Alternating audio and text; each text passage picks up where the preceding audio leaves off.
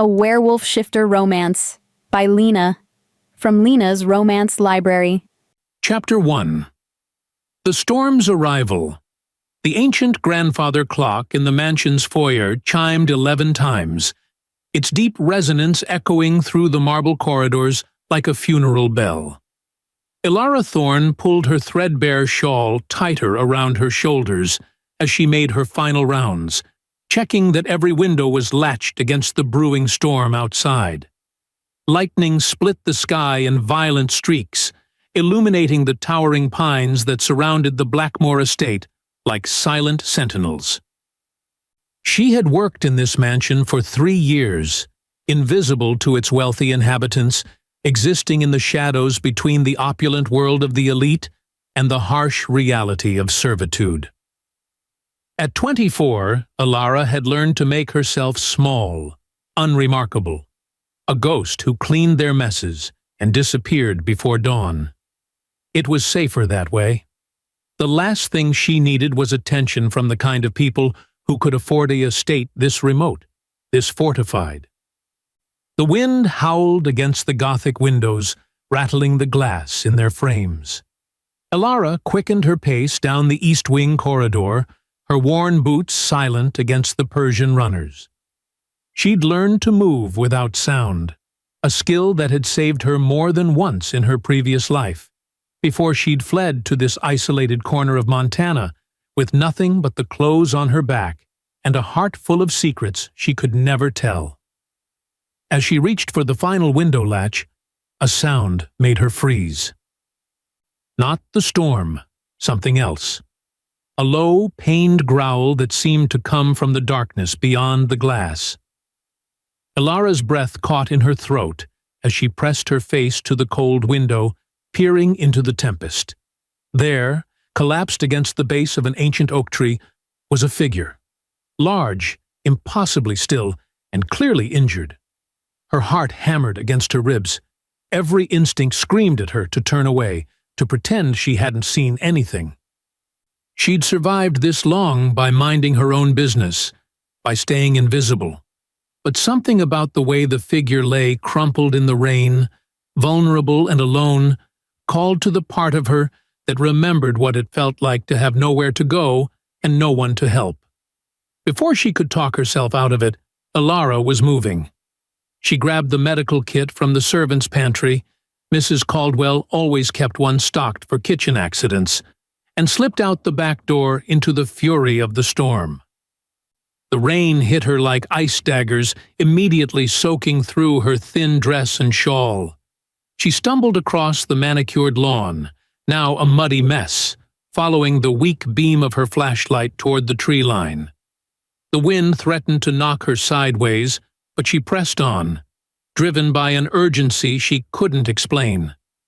When she reached the oak tree, her flashlight beam fell across the most beautiful man she'd ever seen.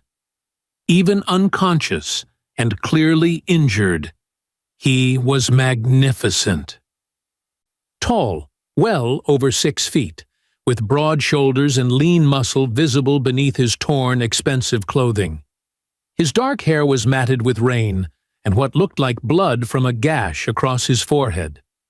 His face was all sharp angles and strong lines, the kind of masculine beauty that belonged in magazines, not collapsed under a tree in the middle of nowhere. But it was his scent that made her knees weak.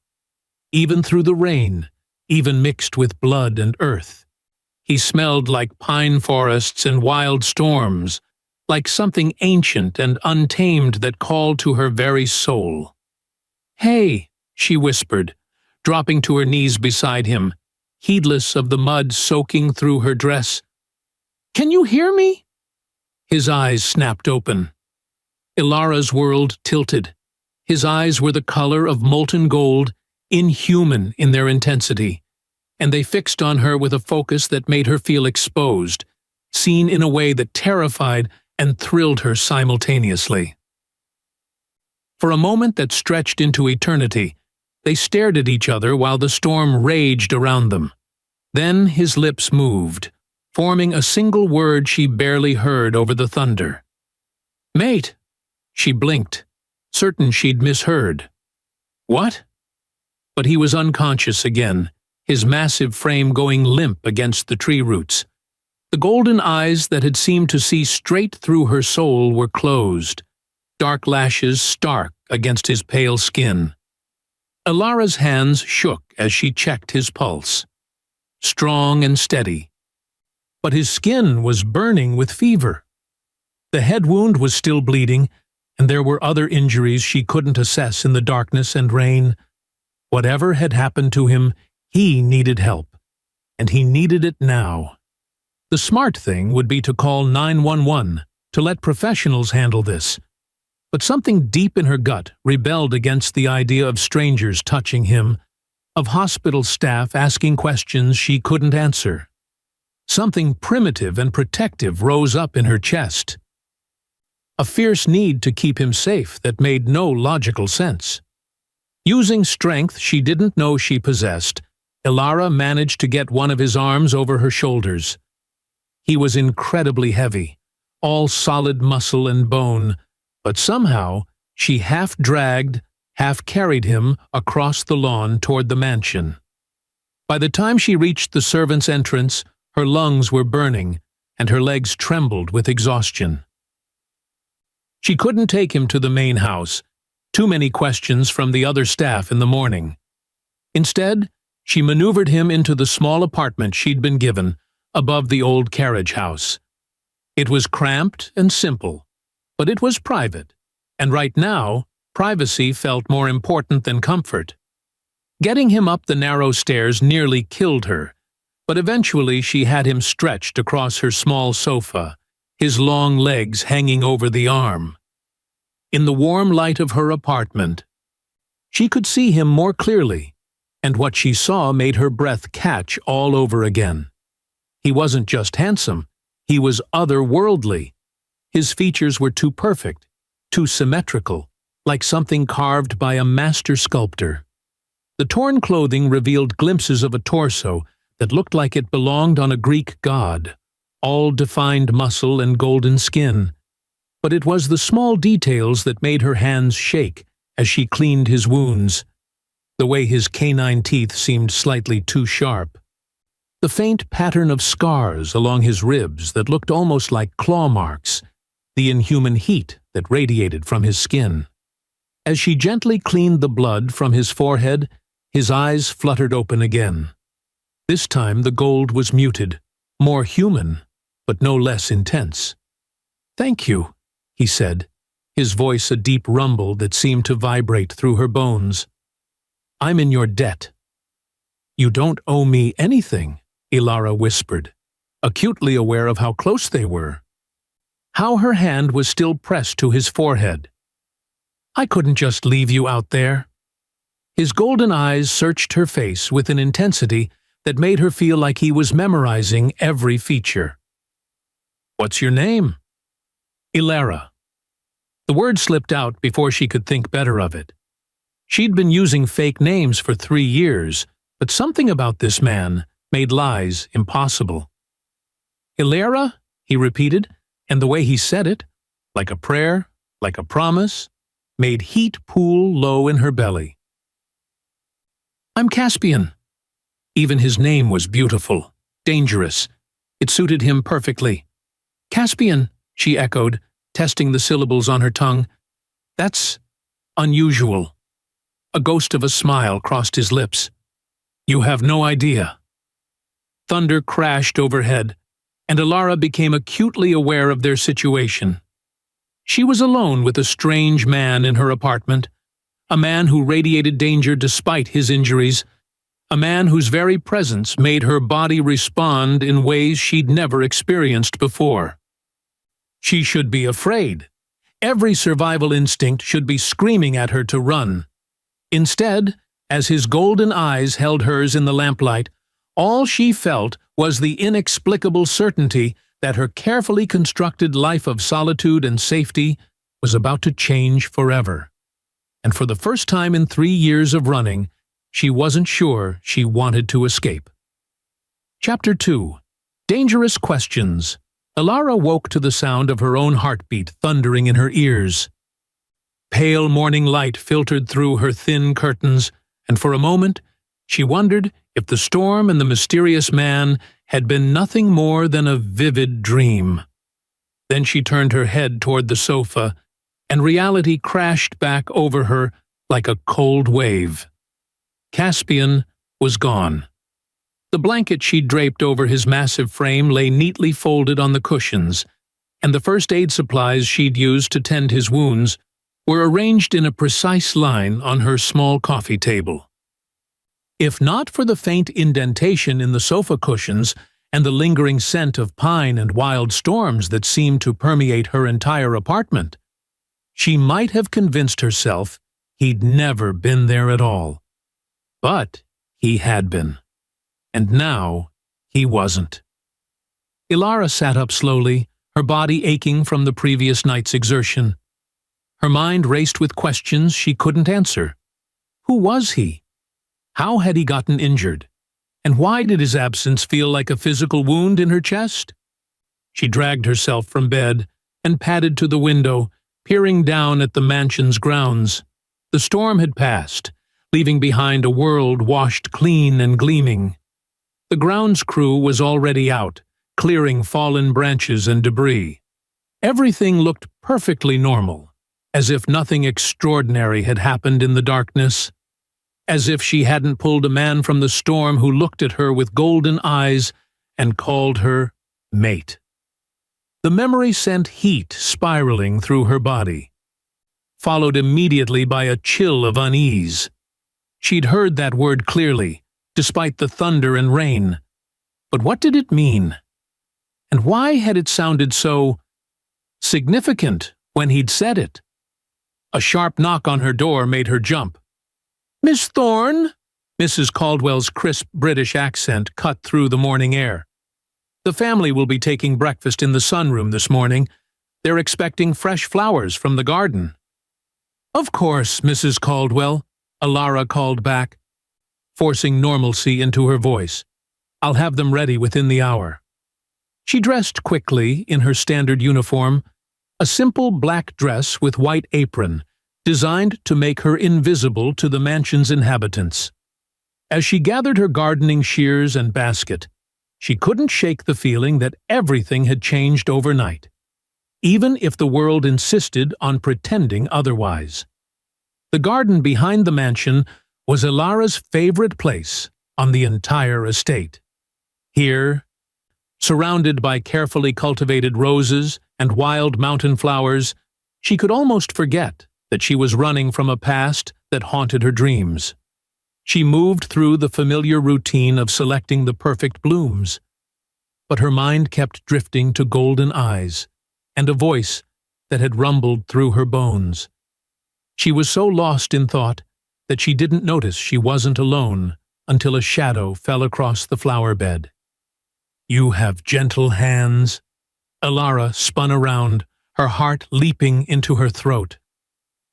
Caspian stood at the edge of the garden, no longer the injured man she'd rescued from the storm. He'd cleaned up somehow, trading his torn clothing for dark jeans and a black button-down that clung to his powerful frame.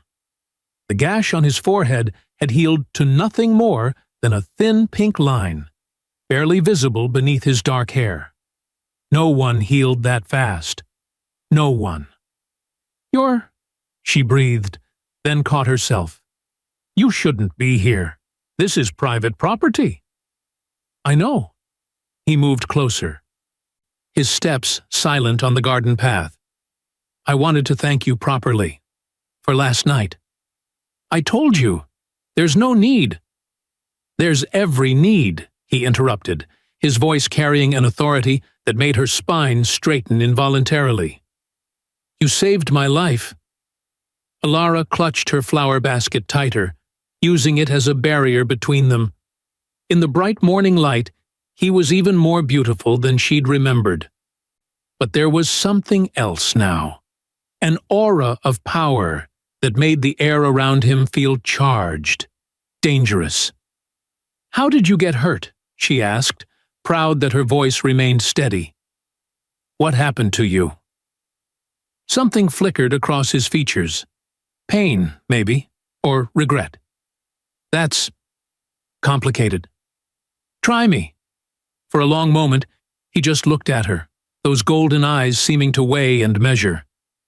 There are things in this world that most people never see, he said finally. Dangers that hide in the shadows. Sometimes those dangers find you, whether you're looking for them or not. It wasn't really an answer, but something in his tone told her it was all she was going to get, at least for now. And the healing? She pressed. That cut on your forehead should have needed stitches. It should have taken weeks to heal. Caspian's jaw tightened almost imperceptibly. Some people heal faster than others. That fast? Alara shook her head. That's not normal. Nothing about last night was normal. No, he agreed quietly. It wasn't. The admission hung between them like a challenge. Alara knew she should walk away, should return to her safe, invisible existence. But something about this man called to her in ways she couldn't understand or resist. "Who are you really?" she whispered. Before he could answer, the sound of voices carried across the garden. Alara's blood turned to ice as she recognized the imperious tone of Margaret Blackmore, the mansion's mistress. "The help is getting lazy," Margaret was saying to someone, probably her daughter, Catherine. "I found dirt tracked through the east wing this morning. Completely unacceptable." Panic flared in Alara's chest. If Margaret found her talking to a stranger instead of preparing the breakfast flowers, she'd be fired immediately. And if she lost this job, she'd have nowhere to go, no way to stay hidden from the people who were still hunting her. "You have to leave," she hissed at Caspian. "Now!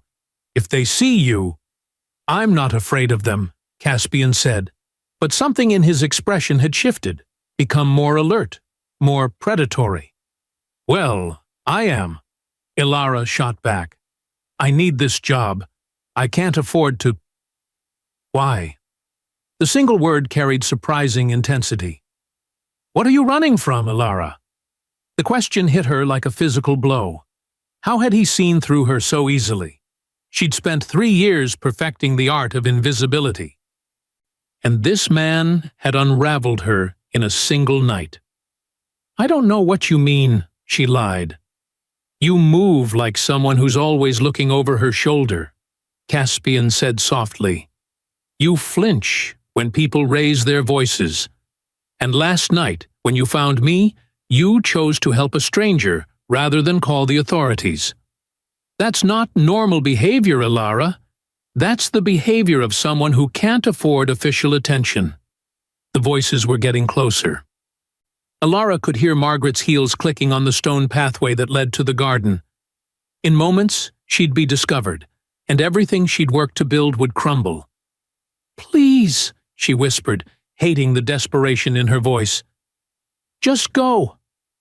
Something shifted in Caspian's golden eyes, a flash of something protective and fierce that made her breath catch. Without warning, he stepped closer, close enough that she could feel the heat radiating from his skin. "This isn't over," he said quietly. "I'll find you tonight." "No, you can't."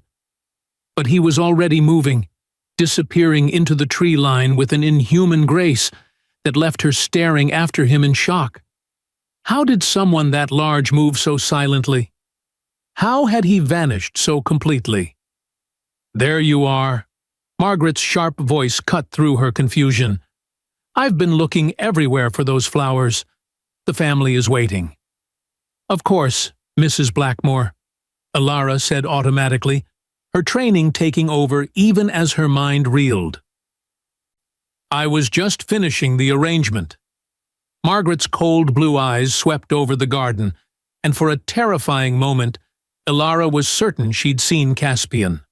But the older woman's expression remained merely annoyed. "See that you're more efficient tomorrow," Margaret said dismissively. "We can't have the help dawdling when there's work to be done." As Margaret clicked away on her expensive heels, Alara sank onto the garden bench, her legs suddenly too weak to support her. Her hands shook as she arranged the flowers in her basket, muscle memory taking over where her conscious mind had failed. Caspian had seen through her carefully constructed facade in a matter of hours. He'd recognized her for what she was, a woman running from something, hiding from people who wanted to hurt her. The knowledge should have terrified her. Instead, as she made her way back to the mansion with the breakfast flowers, all she could think about was his promise. "I'll find you tonight." And despite every instinct screaming at her to run, to pack her few belongings and disappear before he could make good on that promise, Alara found herself hoping he would keep his word. Because, for the first time in 3 years, she didn't want to face the darkness alone. Chapter 3. Secrets in the Moonlight. The rest of the day passed in a haze of mundane tasks that felt surreal after the morning's encounter. Alara dusted furniture, scrubbed floors, and arranged fresh linens, all while her mind remained fixated on golden eyes and impossible promises. Every shadow seemed to hold the possibility of Caspian's return. Every sound made her heart race with anticipation she couldn't quite suppress. By evening, she'd almost convinced herself that he wouldn't come, that whatever strange connection had sparked between them in the storm had been nothing more than her imagination running wild after years of isolation. But as the mansion settled into its nightly quiet, and she climbed the stairs to her small apartment, every nerve in her body hummed with awareness. He would come. She knew it with a certainty that defied logic. Alara changed out of her uniform into jeans and a soft sweater, then immediately second-guessed herself. Was she dressing up for him? The thought made her cheeks burn with embarrassment. She barely knew this man, and what she did know should terrify her. The way he moved, the way he'd healed, the predatory grace that seemed to emanate from him. Everything about Caspian screamed danger. So why did her pulse quicken at the thought of seeing him again? The knock on her door came at exactly midnight, so soft she might have missed it if she hadn't been listening.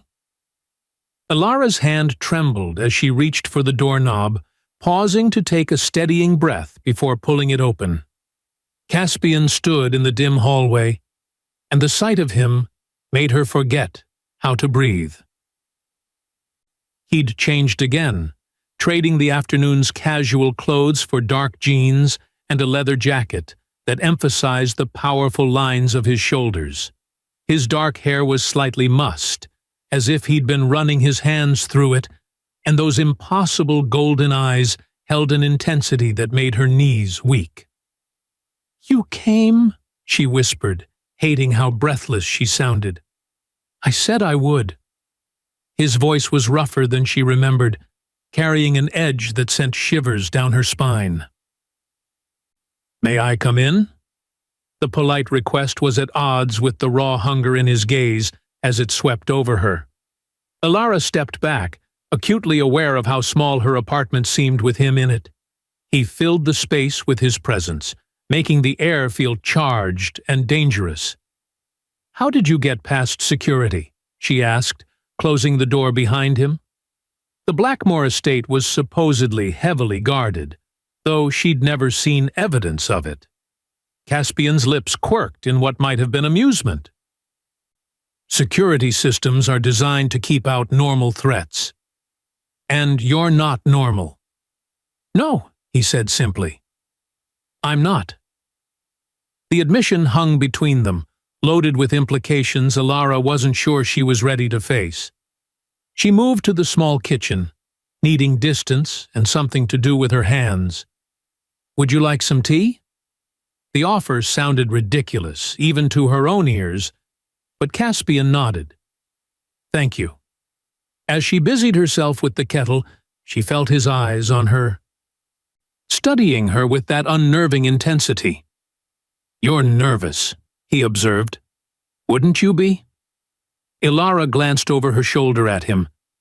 A strange man shows up injured in a storm, heals impossibly fast, and then promises to find me again. That's not exactly a normal Tuesday for me. What would be normal for you, Ilara? The question was deceptively simple, but something in his tone suggested he genuinely wanted to know. When was the last time someone had asked her about herself? When was the last time anyone had cared? Quiet, she said finally. Safe. Invisible. That's not living. That's hiding. His words cut deeper than they should have. Ilara's hand stilled on the tea canister as old wounds reopened. Sometimes hiding is the only way to stay alive. The silence that followed was heavy with understanding. When she finally turned around, Caspian had moved closer, close enough that she could see flecks of amber in his golden eyes. Who hurt you? The question was barely above a whisper, but the fury beneath it was unmistakable. Ilara's breath caught. No one had ever asked her that question with such raw protectiveness in their voice. For a moment, she was tempted to tell him everything. About Marcus, about the night she'd fled, with nothing but terror driving her forward, about the 3 years of looking over her shoulder and jumping at shadows. Instead, she turned back to the tea, her hands shaking as she poured hot water over the leaves. It doesn't matter anymore. It matters to me. Why? She spun to face him, frustration and confusion warring in her chest. You don't even know me. We met yesterday in a storm, and now you're here asking about my deepest secrets, like you have some right to them. Caspian was quiet for so long, she thought he wouldn't answer. When he finally spoke, his voice was rough with something that sounded like pain. Because, from the moment I opened my eyes and saw you kneeling beside me in the rain, everything changed, he said. Because your scent is branded into my soul, and the thought of someone hurting you makes me want to tear apart the world until I find them. The raw honesty in his words stole her breath. This was madness, the kind of instant, overwhelming connection that existed only in fairy tales and romance novels. It wasn't real. It couldn't be real. That's impossible, she whispered. Is it? Caspian stepped closer, and she could feel the heat radiating from his skin. Tell me you don't feel it too. Tell me you haven't been thinking about last night, about the way the air changed when our eyes met. Ilara couldn't tell him that, because it would be a lie. She had been thinking about it, obsessing over it, trying to make sense of the electric connection that had sparked between them in the storm. I don't understand what's happening, she admitted. Neither do I, Caspian said softly, but I know it's real. And I know I can't walk away from you, even though I should. Why should you? His jaw tightened, and for a moment she saw something wild flash in his golden eyes, something that wasn't entirely human. Because I'm dangerous, Ilara. More dangerous than you can imagine. Being near me puts you at risk. From who? From what? From me, he said simply. From what I am. The cryptic answer frustrated her. But before she could press for more information, Caspian moved again, this time backing her against the kitchen counter. Her pulse hammered as he braced his hands on either side of her, caging her in without quite touching. I should leave, he said, his voice rough with restraint. I should walk out that door and never come back. But you won't, Ilara said, surprising herself with her certainty. No, he agreed, his golden eyes boring into hers. I won't, because you're mine, Ilara. You were mine from the moment you chose to save a stranger in the storm, instead of protecting yourself. The possessive declaration should have alarmed her. Instead, It sent heat spiraling through her body, awakening desires she'd thought buried forever. "I don't belong to anyone," she whispered. But even as she said it, she knew it wasn't true.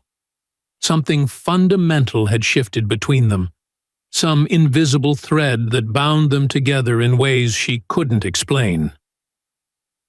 Caspian's hand came up to cup her cheek, his thumb brushing across her lower lip with devastating gentleness. "Tell me to leave," he said quietly. "Tell me you don't want this, and I'll walk away. You'll never see me again." It was the escape he was offering her, a chance to return to her safe, invisible existence. All she had to do was say the words, and he would disappear from her life as suddenly as he'd entered it.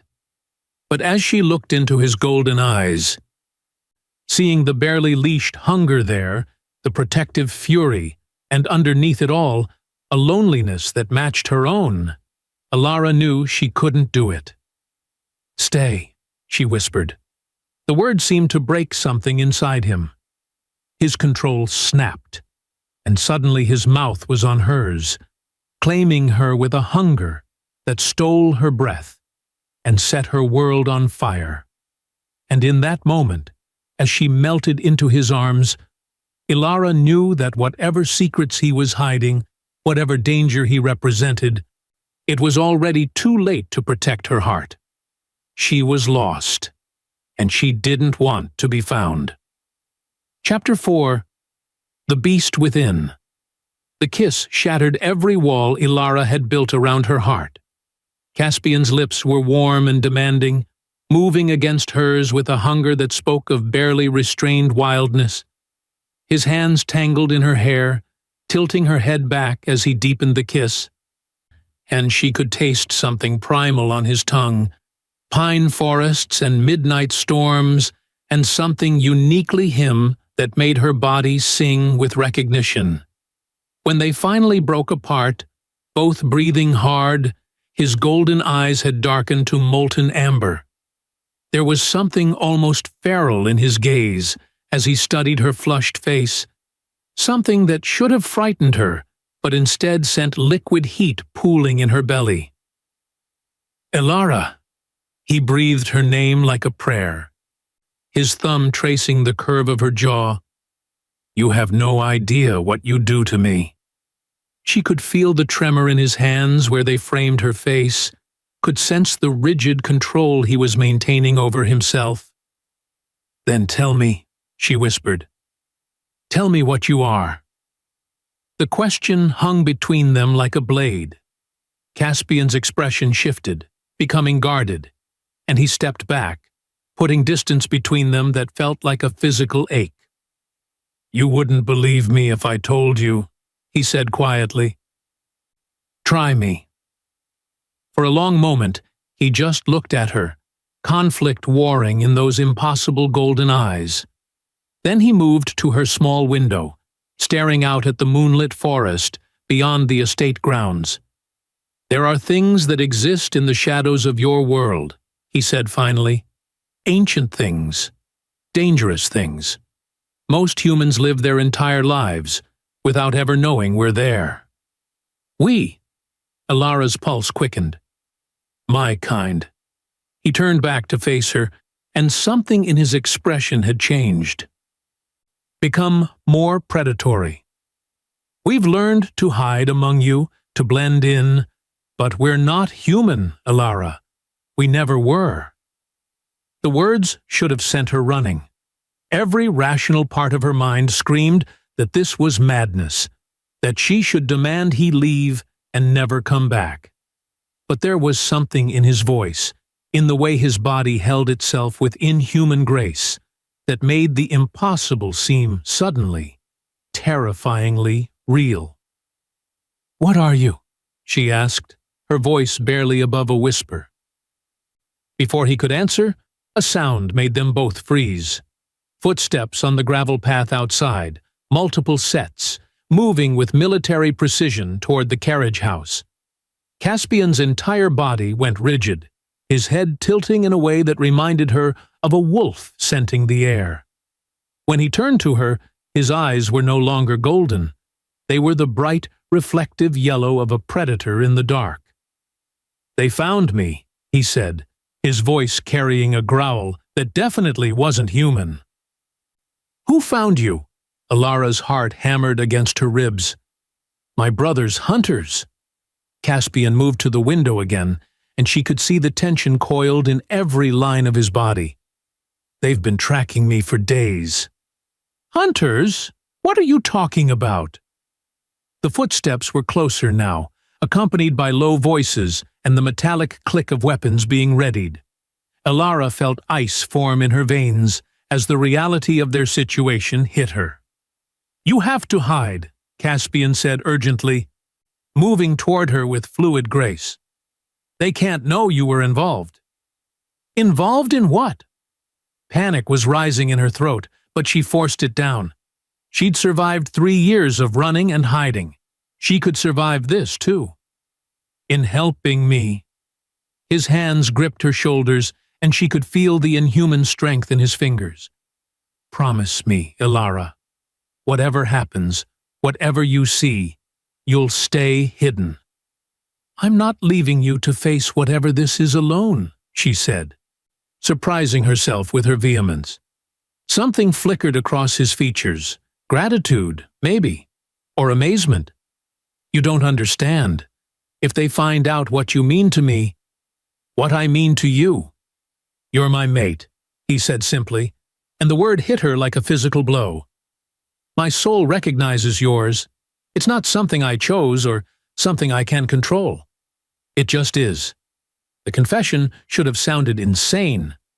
Instead, it explained the inexplicable pull she'd felt toward him from the moment their eyes had met in the storm. A sharp knock echoed through the apartment, followed by a voice that dripped authority. "We know you're in there, Caspian. Come out, and we might let the human live." Alara's blood turned to ice. They knew she was here. Whatever these people were, whoever they worked for, they'd been watching. Caspian's expression darkened to something murderous. "That's not going to happen," he called back, his voice carrying a power that made the windows rattle. "You're outnumbered," the voice responded, "and you're weak from the silver. Don't make this harder than it has to be." Silver. Alara's mind raced, trying to make sense of the pieces. Silver was supposed to be harmful to... "Werewolves," she breathed, the word slipping out before she could stop it. Caspian's head snapped toward her, his inhuman eyes wide with shock. "You know..." I read a lot," she said weakly. "Silver. The golden eyes, the way you move, how fast you heal. Everything clicked into place with terrifying clarity. You're a werewolf." "Not just any werewolf," the voice outside called mockingly. "He's the banished prince, the heir who chose exile over duty." Caspian's jaw clenched. "Shut up, Marcus." Marcus. The name hit Alara like a sledgehammer to the chest. It couldn't be the same Marcus. It couldn't be. But the cold certainty spreading through her bones told her it was. "Oh, this is rich." Marcus's voice carried cruel amusement. "The little prince has found himself a pet. Tell me, Caspian, does she know what you really are? Does she know what happens when you lose control?" "Alara," Caspian said urgently, turning back to her. "I need you to listen to me very carefully. There's a window in your bathroom that leads to the fire escape. I want you to—" "Marcus Blackwood," she interrupted, her voice hollow with recognition. "That's who's out there, isn't it?" Caspian went very still. "You know him?" The laugh that escaped her was bitter and broken. "Know him? He's the reason I've been running for 3 years. He's the reason I'm here, hiding in the shadows, pretending to be invisible." Understanding dawned in Caspian's golden eyes, followed quickly by a rage so pure and deadly that the temperature in the room seemed to drop. "He's the one who hurt you. he said, and it wasn't a question. He's the one who destroyed my life, Alara confirmed. He's the reason I can't go home, can't use my real name, can't trust anyone. She looked at Caspian, seeing her own fury reflected in his inhuman gaze. And? He's your brother? Half-brother, Caspian corrected grimly. And the alpha of the Blackwood Pack. The pieces fell into place with sickening clarity. The Blackmore estate wasn't just a mansion. It was pack territory. She'd been hiding in the heart of enemy territory for 3 years, invisible to the very person who'd made her life a living hell. Well, well, Marcus's voice carried through the door, thick with anticipation. This just got much more interesting. Did you know, little brother, that your human has quite the bounty on her head? The Moreau family is very eager to get their hands on their runaway bride. Alara felt the blood drain from her face. The Moreaus. She'd hoped never to hear that name again, had prayed they'd given up the search after all this time. "What did you do?" Caspian asked quietly, but there was no judgment in his voice, only deadly calm. "I ran," Alara said simply. "On my wedding day, I ran instead of marrying a monster, and I've been paying for it ever since." Caspian's eyes blazed with protective fury.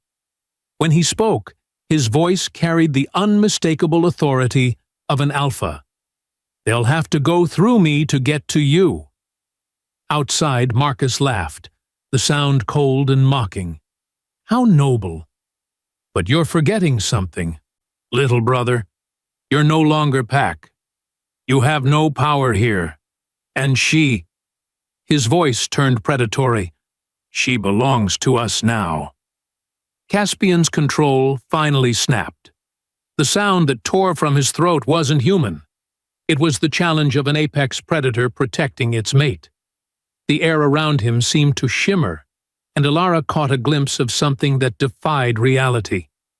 Golden fur, massive muscle, claws that could tear through steel. "Run!" he commanded, his voice distorting as his body began to change. "Now!" But Alara didn't run. She couldn't, because for the first time in 3 years, she wasn't facing her nightmares alone. Chapter 5. Blood and Moonlight. Alara couldn't move, couldn't breathe, couldn't think beyond the impossible sight unfolding before her eyes. Caspian's human form was dissolving, muscles expanding and reshaping as his bones cracked and elongated with sounds that should have been agony, but seemed to bring him relief instead.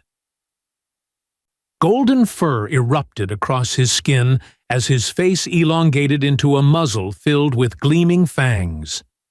In less than 30 seconds, the man who had kissed her with such desperate hunger was gone, replaced by a massive wolf that stood nearly 4 feet at the shoulder. His coat was the color of burnished gold, marked with darker streaks that seemed to capture and hold the moonlight. But his eyes, those were unchanged, still molten amber, still unmistakably Caspian. The wolf that had been her mysterious rescuer turned those intelligent eyes on her, and she saw a flicker of very human concern cross his features. He took a step toward her, moving with careful, deliberate slowness, as if afraid she might bolt. "My God," she whispered, and the wolf's ears flicked forward at the sound of her voice. "You're beautiful." A sound that might have been surprise rumbled from his massive chest. Then the door to her apartment exploded inward in a shower of splinters and broken metal. 4 men in tactical gear poured through the opening, weapons raised. But these weren't ordinary soldiers. Even in her shock, Alara could see that much. They moved with the same inhuman grace as Caspian, and their eyes held the same predatory gleam. More werewolves.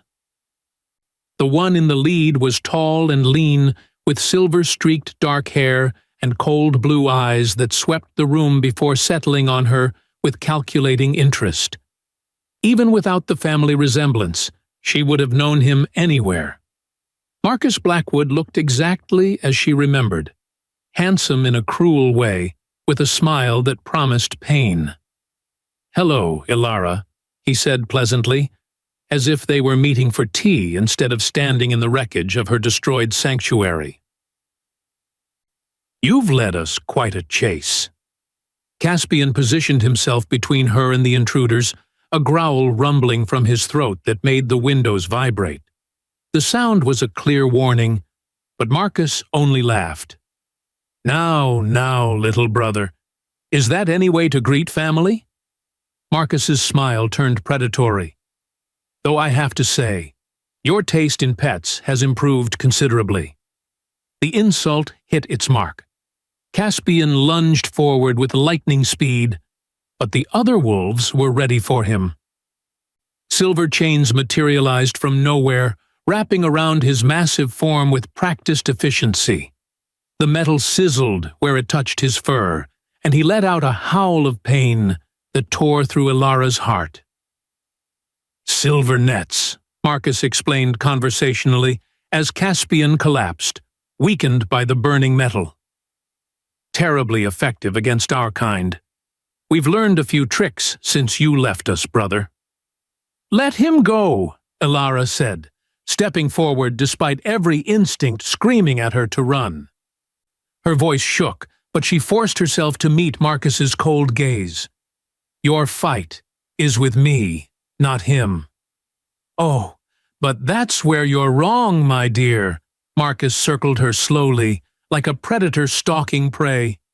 "You see, my dear brother here has committed the ultimate sin. He's bonded with a human. Do you know what that means in our world?" Ilara's throat felt like sandpaper. "No. It means he's chosen you over his pack, over his bloodline, over everything he was born to be." Marcus stopped directly in front of her, close enough that she could smell something wild and dangerous on his breath. "It's considered treason." Caspian struggled against the silver chains, his growls becoming more desperate. Even weakened, he was still trying to get to her, still trying to protect her. "The punishment for treason is death," Marcus continued, his voice dropping to a silky whisper. "But I'm feeling generous tonight. I'll make you both a deal." "What kind of deal?" Ilara's hands clenched into fists at her sides. "Come with us willingly. Honor your engagement to Vincent Moreau as your family promised, and I'll let my dear brother live." Marcus's smile was razor-sharp. "Refuse, and I'll kill him slowly while you watch, then drag you back anyway." The words hit her like physical blows. Vincent Moreau, the man whose courtship had left her with scars that still ached in cold weather, whose idea of romance involved fear and submission, the man she'd fled from on what should have been her wedding day, choosing uncertainty over a lifetime of being slowly destroyed. "You can't," she whispered. "The marriage contract was broken when I ran. My family disowned me." "Contracts can be renegotiated," Marcus said smoothly, "especially when the bride brings such interesting connections with her. Did you think we didn't know what you've been doing here? 3 years of listening at doors, watching, learning our secrets?" Ilara's blood turned to ice. She hadn't been spying, she'd simply been trying to survive, to stay invisible.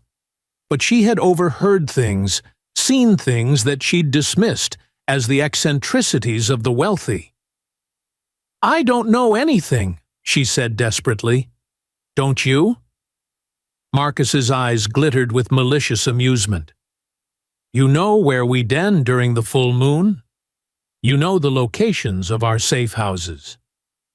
You know which humans in town are under our protection, and which ones are—" He paused, savoring her horror. renewable resources. The implications made her stomach turn. How many people had she unknowingly watched disappear over the years? How many times had she cleaned up after something she'd assumed was a wild animal attack? Caspian made a sound of pure fury, fighting against the silver chains with renewed desperation. Where the metal touched him, his fur was singed and smoking, but he didn't stop struggling.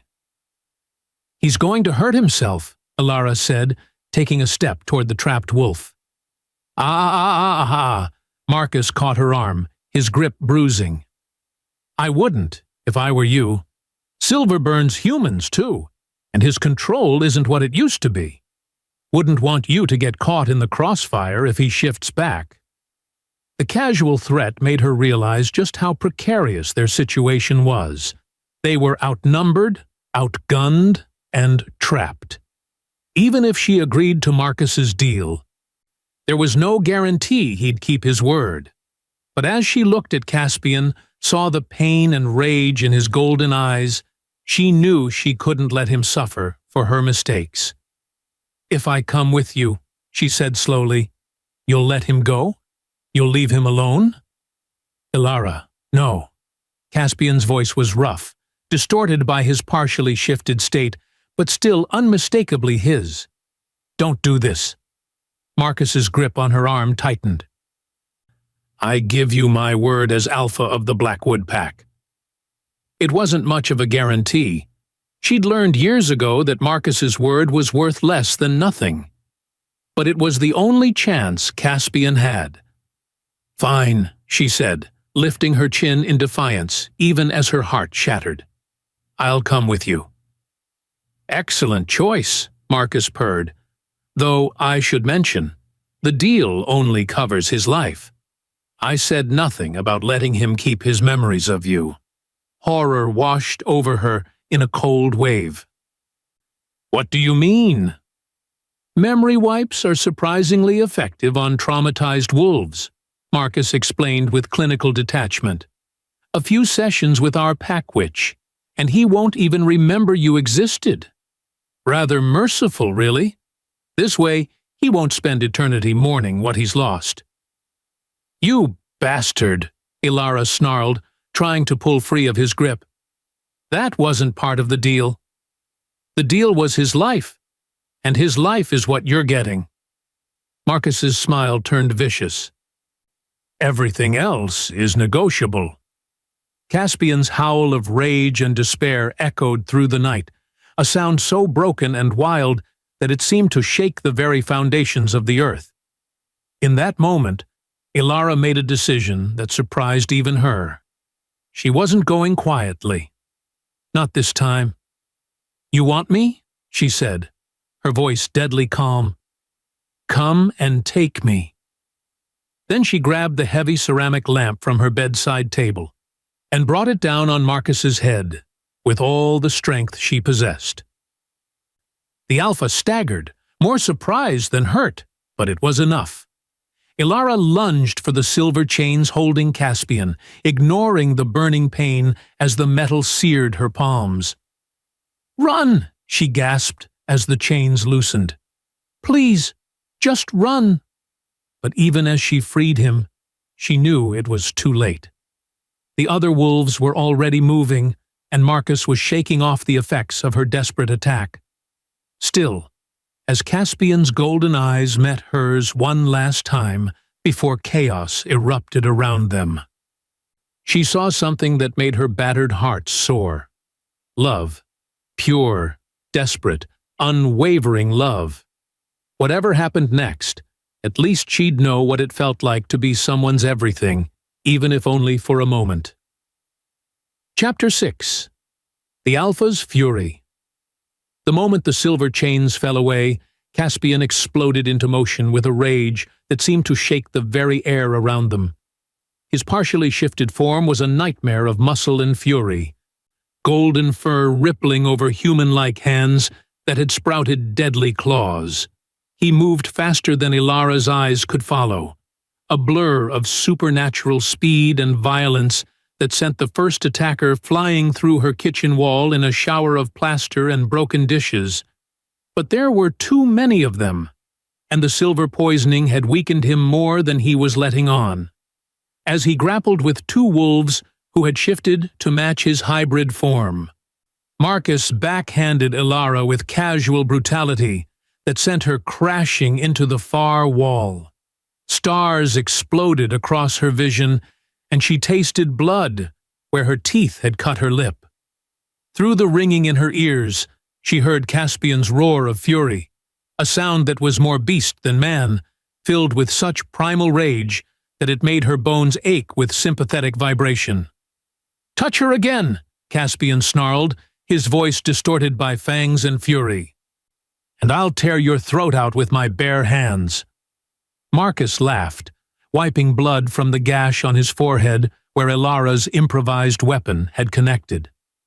"Such passion, little brother. But you're forgetting. She's not yours to protect anymore." The Alpha moved with predatory grace, pulling something from his tactical vest that made Ilara's blood freeze. It looked like a collar, but the silver threads woven through the black leather seemed to pulse with their own malevolent light. "A gift from the Moreau family," Marcus explained conversationally, as his men managed to pin Caspian against the wall through sheer numbers. Vincent was very specific about his requirements for his bride's conditioning. The word conditioning made Ilara's stomach turn. She'd heard Vincent use that term before, during the brief nightmare months of their engagement. He'd spoken about breaking her spirit the way one might discuss training a difficult horse. "What is that thing?" she demanded, struggling to get to her feet, despite the way the room spun around her. "A compliance collar," Marcus said pleasantly. "Spelled by the best witch money can buy.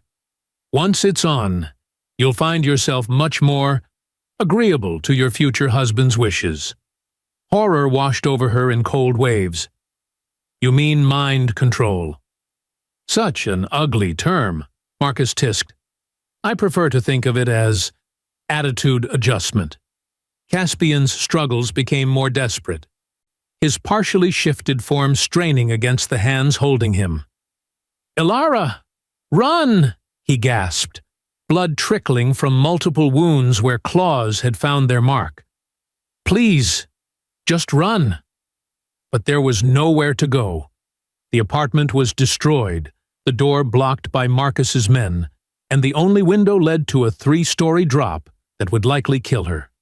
They were trapped, and Marcus knew it. "Now then," the Alpha said, advancing on her with the collar held ready. "Let's make this easy on everyone, shall we?" Ilara pressed herself back against the wall, her mind racing frantically for options. The silver chains that had held Caspian lay scattered on the floor nearby, still smoking slightly. They would burn her hands terribly, but they might also be the only weapon she had. As Marcus reached for her, she dove sideways, rolling across the broken glass and debris to grab a length of the silver chain. The metal seared her palms instantly, sending agony shooting up her arms. But she gritted her teeth and swung it like a whip. The improvised weapon caught Marcus across the chest, and the Alpha howled in pain and surprise as the silver burned through his shirt to the skin beneath. He staggered backward, and for a moment the collar tumbled from his hands. "Clever little human," he snarled, his blue eyes flashing with inhuman rage. "But not clever enough." He lunged for her, moving with supernatural speed, but Caspian's roar of fury distracted him for just an instant. It was enough. Ilara rolled again, this time toward the broken window, and without thinking about the consequences, she grabbed the collar and hurled it as hard as she could into the night. The spelled leather disappeared into the darkness beyond the estate grounds, and Marcus's expression turned murderous. "You have no idea what you've just cost me," he said quietly, and the deadly calm in his voice was somehow more terrifying than his rage had been. "Good!" Elara gasped, clutching her burned hands to her chest. "I hope it was expensive." Marcus's laugh was cold and humorless. "Oh, my dear girl, you think that was the only one?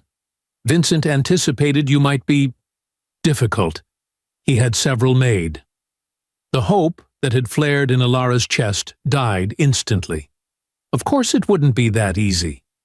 Nothing ever was. "However," Marcus continued, "you've demonstrated that you require more direct supervision than we anticipated. No matter. We'll simply have to adjust our approach." He gestured to his men, and they began forcing Caspian toward his knees, despite his continued struggles. One of them produced what looked like an oversized syringe filled with silver liquid that seemed to glow with its own inner light. "Liquid silver," Marcus explained, noting her horrified expression. "Injected directly into the bloodstream, it's quite effective at dampening supernatural abilities. The effects can last for hours, sometimes days." "You're going to poison him," Elara whispered. "I'm going to subdue him," Marcus corrected. "There's a difference. He'll live, as promised. He'll simply be too weak to cause any more trouble." Caspian's golden eyes met hers across the ruined apartment, and she saw acceptance there, along with something that looked like an apology. He'd stopped struggling, she realized with growing horror. He was going to let them do this to him because he believed it was the only way to keep her safe. "No," she said firmly, stepping forward despite the weapons trained on her. "I won't let you." "You don't have a choice," Marcus said, but something in her tone must have given him pause, because he held up a hand to stop his men from injecting the silver.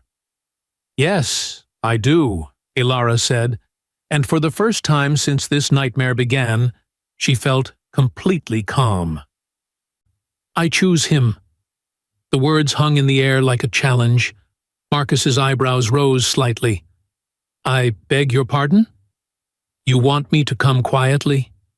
You want me to marry Vincent and play the obedient little wife?" Elara lifted her chin, drawing on every ounce of courage she possessed. "Fine, but Caspian comes with me, alive and unharmed. Those are my terms." Marcus stared at her for a long moment, then threw back his head and laughed. "You think you're in a position to negotiate?" "I think Vincent wants a wife, not a corpse," Elara replied steadily. "And I think you know exactly what I'll do to myself if you hurt Caspian. You've seen what 3 years of running did to me. Do you really think I won't choose death over a lifetime of Vincent's tender mercies?" The laughter died on Marcus's lips. He studied her face intently, and whatever he saw there made his expression grow thoughtful. "You're serious," he said finally. "Dead serious," Elara confirmed. "Hurt him, and you'll have to explain to the Moreau family why their investment committed suicide on the wedding night.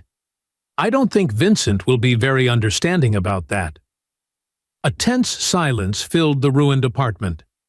Caspian was staring at her with something like awe, while Marcus's men looked uncertainly between their alpha and the woman who had just backed him into a corner with nothing but words and determination. Finally, Marcus smiled, a cold, calculating expression that made Elara's skin crawl. "Very well," he said silkily. "Your pet can live. But understand this, my dear. If you think having him nearby will somehow help you escape your fate, you're sadly mistaken. Vincent has very specific ideas about how to handle defiant wives and their attachments." The threat was clear, but Elara felt a fierce satisfaction settle in her chest. She'd bought them time, and time meant possibilities. Time meant hope. "I understand," she said quietly. Marcus gestured to his men, who reluctantly stepped back from Caspian. The wolf man remained on his knees, blood trickling from his wounds, but his golden eyes burned with fierce pride as they fixed on her face. "Well then," Marcus said pleasantly, "shall we go? Vincent is so looking forward to seeing you again." As they were herded from the ruined apartment, Alara caught Caspian's eye one last time. What she saw there made her heart race with desperate hope. He wasn't giving up, and neither was she. Chapter 7. Into the Wolf's Den. The drive through the Montana wilderness felt like a journey into hell. Alara sat in the back of a black SUV, her burned hands throbbing with every heartbeat, while Caspian was transported separately in what looked like an armored van. She could hear him occasionally, muffled roars of rage that spoke of continued captivity and silver restraints. Each sound made her heart clench with guilt and determination in equal measure. Marcus sat beside her, making casual conversation as if they were old friends instead of captor and prisoner. He spoke about the weather, about improvements to the estate, about mutual acquaintances from her old life, as if the past 3 years of running had been nothing more than an extended vacation. "Vincent will be so pleased," he said, as they turned off the main road onto a private drive that seemed to stretch endlessly into the forest. "He's quite fond of you, you know. Speaks of you often." "I'm sure he does," Alara said flatly, staring out the window at the towering pines that seemed to close in around them like prison bars. "Oh, don't sound so glum," Marcus chided. "You'll find he's evolved during your absence. The Moreau family has made some fascinating discoveries about the intersection of magic and technology. Vincent's wedding gift to you will be quite revolutionary." The casual mention of magic sent ice through her veins. She'd always known there was something unnatural about Vincent, something that went beyond typical human cruelty. But magic? The implications made her sick. "What kind of gift?" she asked, hating that she needed to know. Marcus's smile was razor-sharp. "Patience, my dear. Some surprises are worth waiting for." The SUV finally emerged from the forest into a clearing dominated by a massive compound that looked like a cross between a luxury resort and a military installation. The main building was an architectural marvel of glass and steel that seemed to grow out of the mountainside itself, while smaller structures dotted the landscape like satellites orbiting a dark star. "Welcome to Moreau Industries' Montana Research Facility," Marcus announced with obvious pride. "Vincent's personal retreat and laboratory. Quite impressive, don't you think?" Ilara's throat went dry as she took in the sight. This wasn't just a house. It was a fortress, complete with guard towers, high walls, and what looked suspiciously like a helicopter landing pad. Getting out of here would be nearly impossible, even for someone with supernatural abilities. The armored van pulled up beside them, and her heart lurched as she watched Caspian being dragged out in heavy silver shackles. He was back in human form, but barely conscious, his skin pale and sheened with sweat from silver poisoning. When their eyes met across the courtyard, she saw him mouth a single word: trust. Trust in what? Trust that he had a plan? Trust that rescue was coming? Trust that somehow, against all odds, they would find a way out of this nightmare? She wanted to. God, how she wanted to. "Ah, Vincent!" Marcus called out cheerfully. "Perfect timing." Alara's blood turned to ice as a figure emerged from the main building. Vincent Moreau looked exactly as she remembered. Tall, elegant, with silver-threaded dark hair and pale gray eyes that seemed to see too much. He was handsome, in the way that expensive things were handsome, all clean lines and careful perfection that couldn't quite hide the rot beneath.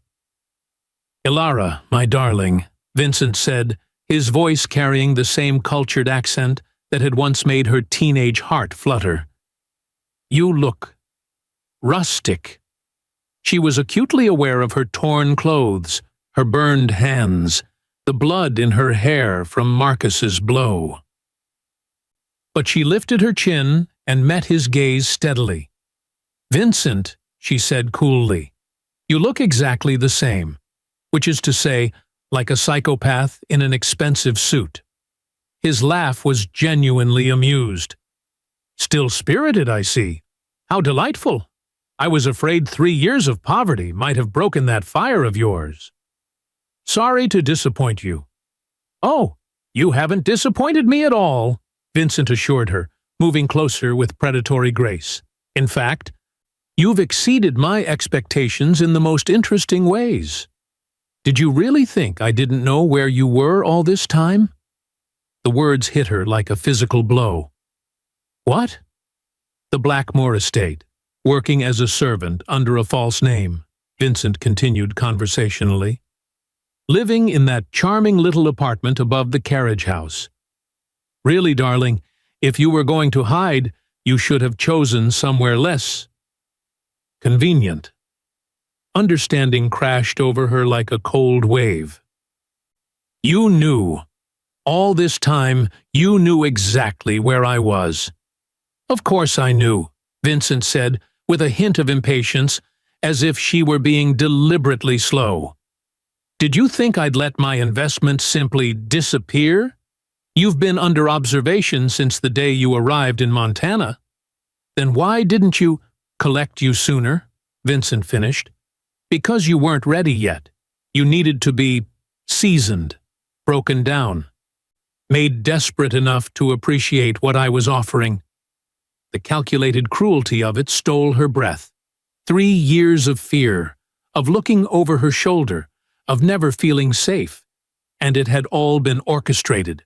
She'd been a mouse in a maze, thinking she was free while the cat watched and waited. "But then you had to go and complicate things," Vincent continued, his gaze shifting to Caspian with cold distaste. "Bonding with a werewolf? Really, Alara? I expected better judgment from you." "He's worth 100 of you," she snarled, finally finding her voice. "Perhaps," Vincent conceded, with infuriating calm. "But he's also a fascinating opportunity for research. Did you know that mate bonds between humans and werewolves are incredibly rare? The last documented case was over 2 centuries ago." Ilara's blood chilled as she began to understand where this was heading. "What are you planning?" "Science." "My dear," Vincent said, with the enthusiasm of a true believer. "The Moreau family has been studying supernatural genetics for generations. The bond you share with your wolf represents a unique chance to unlock secrets that could revolutionize everything we know about the intersection of human and supernatural biology." "You want to experiment on us?" she whispered. "I want to understand you," Vincent corrected. "The bond, the connection, the way it changes both parties involved. Think of the applications. Imagine being able to replicate that connection artificially to create supernatural human hybrids, with all the benefits and none of the unpredictability."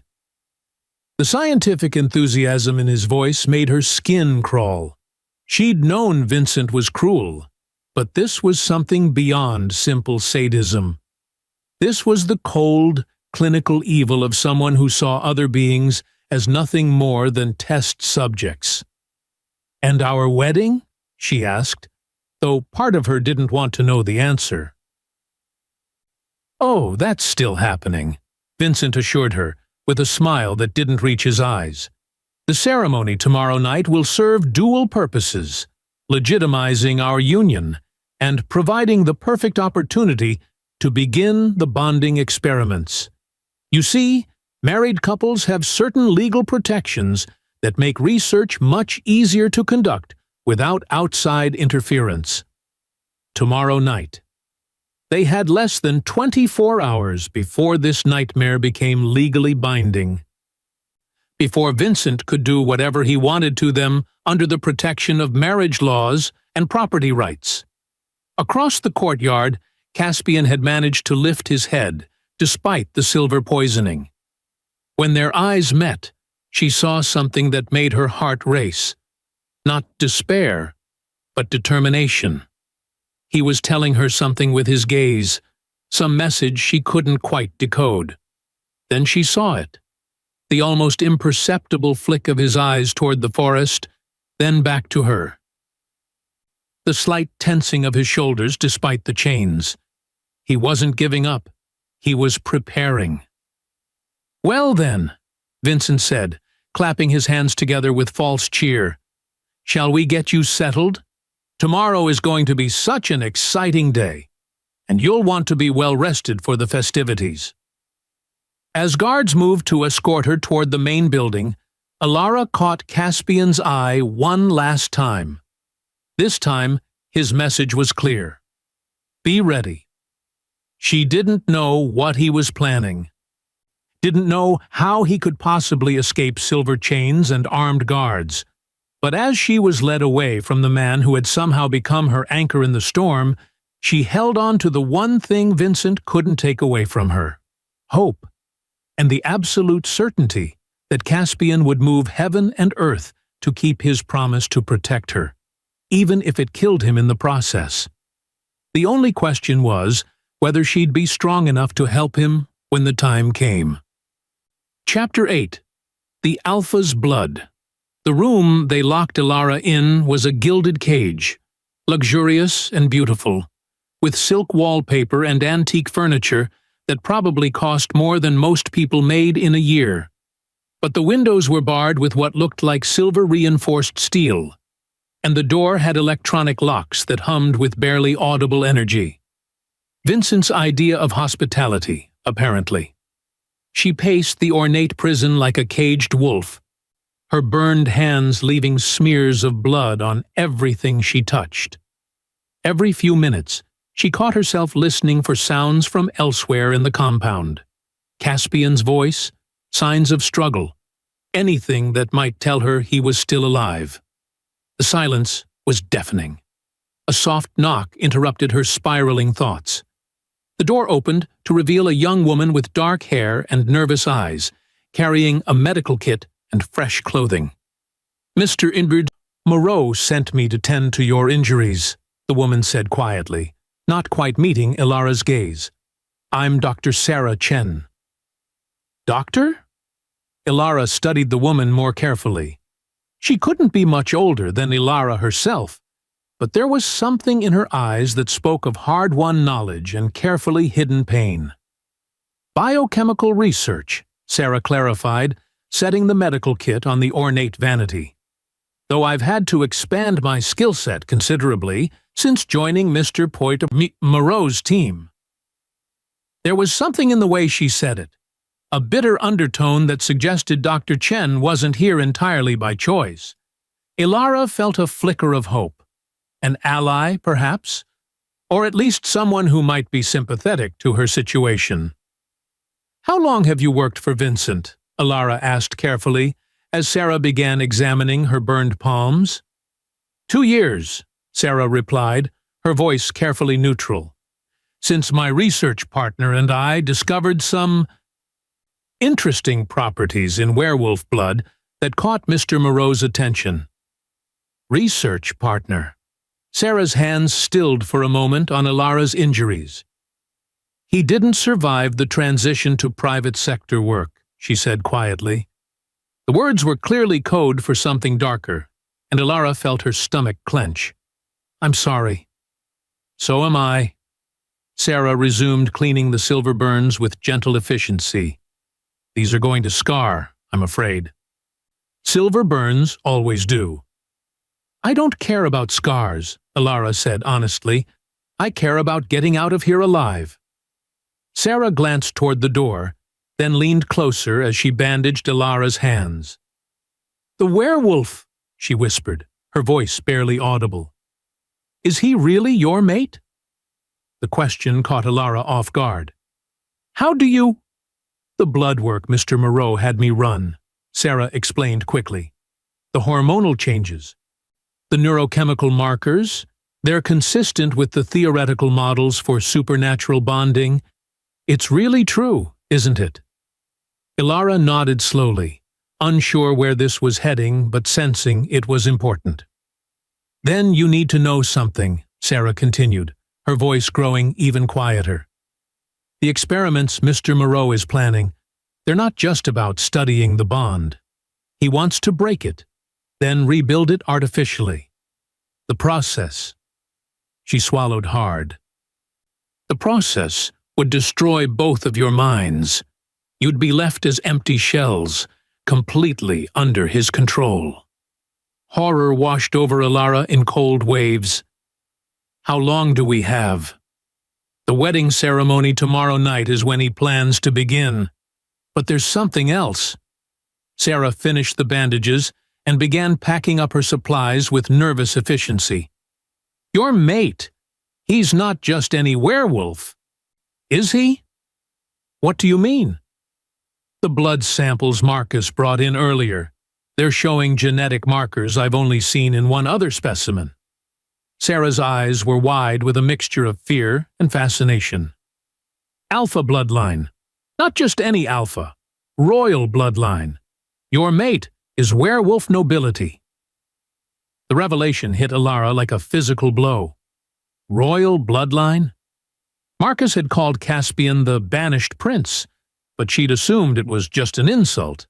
The implications were staggering. Why does that matter? She asked. Because royal alpha blood is the key to everything Mr. Moreau has been working toward, Sarah explained urgently. He's been trying to synthesize it for years, but it's impossible to replicate artificially. With a living royal alpha as a test subject, she trailed off, but Ilara understood. Vincent wouldn't just torture them for information about their bond. He'd bleed Caspian dry trying to unlock the secrets of alpha genetics. There has to be a way out, Ilara said desperately. Some weakness in his security, The silver, Sarah interrupted suddenly. The restraints they're using on your mate, they're not just standard silver. They're infused with a magical suppressant that prevents shifting and dampens supernatural strength. But what? Sarah glanced nervously at the door again. But royal alphas have abilities that go beyond normal werewolf physiology. Under extreme emotional stress, life or death situations, threats to their mates, they can sometimes break through even magical restraints. The cost is enormous, though. It could kill him. Ilara's mind raced. Caspian had told her to trust him, to be ready. Was this what he was planning? To push himself to the breaking point to save her?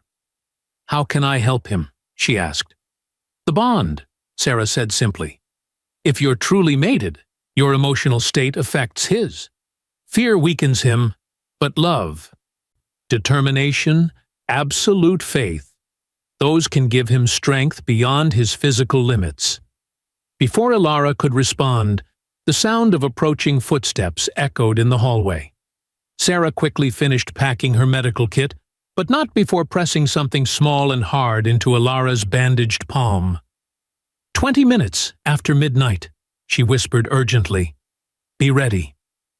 The door opened to reveal Marcus, looking pleased with himself. How is our patient? Doctor. Treated and stable, Sarah replied professionally, though I recommend rest before tomorrow's festivities. Of course. Marcus's smile was predatory as his gaze settled on Ilara. Vincent wanted me to extend a dinner invitation. He's quite eager to catch up on old times. The thought of sitting across a table from Vincent, pretending civility while he planned to destroy their minds, made Ilara's stomach turn. But she also knew it might be her only chance to gather information, to learn the layout of the compound. How lovely, she said with false sweetness. I can hardly wait. As Sarah left with a meaningful glance, Ilara palmed the small object she'd been given. It felt like a key card, electronic, probably for the security doors. 20 minutes after midnight, Sarah had said. That gave her almost 6 hours to prepare. "Shall we?" Marcus offered his arm with mock gallantry. As they walked through the compound's corridors, Ilara memorized every detail. Guard positions, security cameras, exit routes. The building was a maze of research labs and living quarters, all connected by hallways that hummed with electronic surveillance. But she also noticed something else. The guards moved with supernatural grace, and their eyes held the telltale gleam of predators. This wasn't just Vincent's private laboratory. It was a werewolf stronghold, which meant Caspian wasn't just fighting human technology, but his own kind. The dining room was an exercise in understated elegance, with crystal chandeliers and artwork that probably belonged in museums. Vincent sat at the head of a mahogany table that could have seated 20, looking every inch the gracious host. "Ilara, my dear," he rose as she entered, pulling out a chair beside him. "You look much better. Dr. Chen's work, I assume."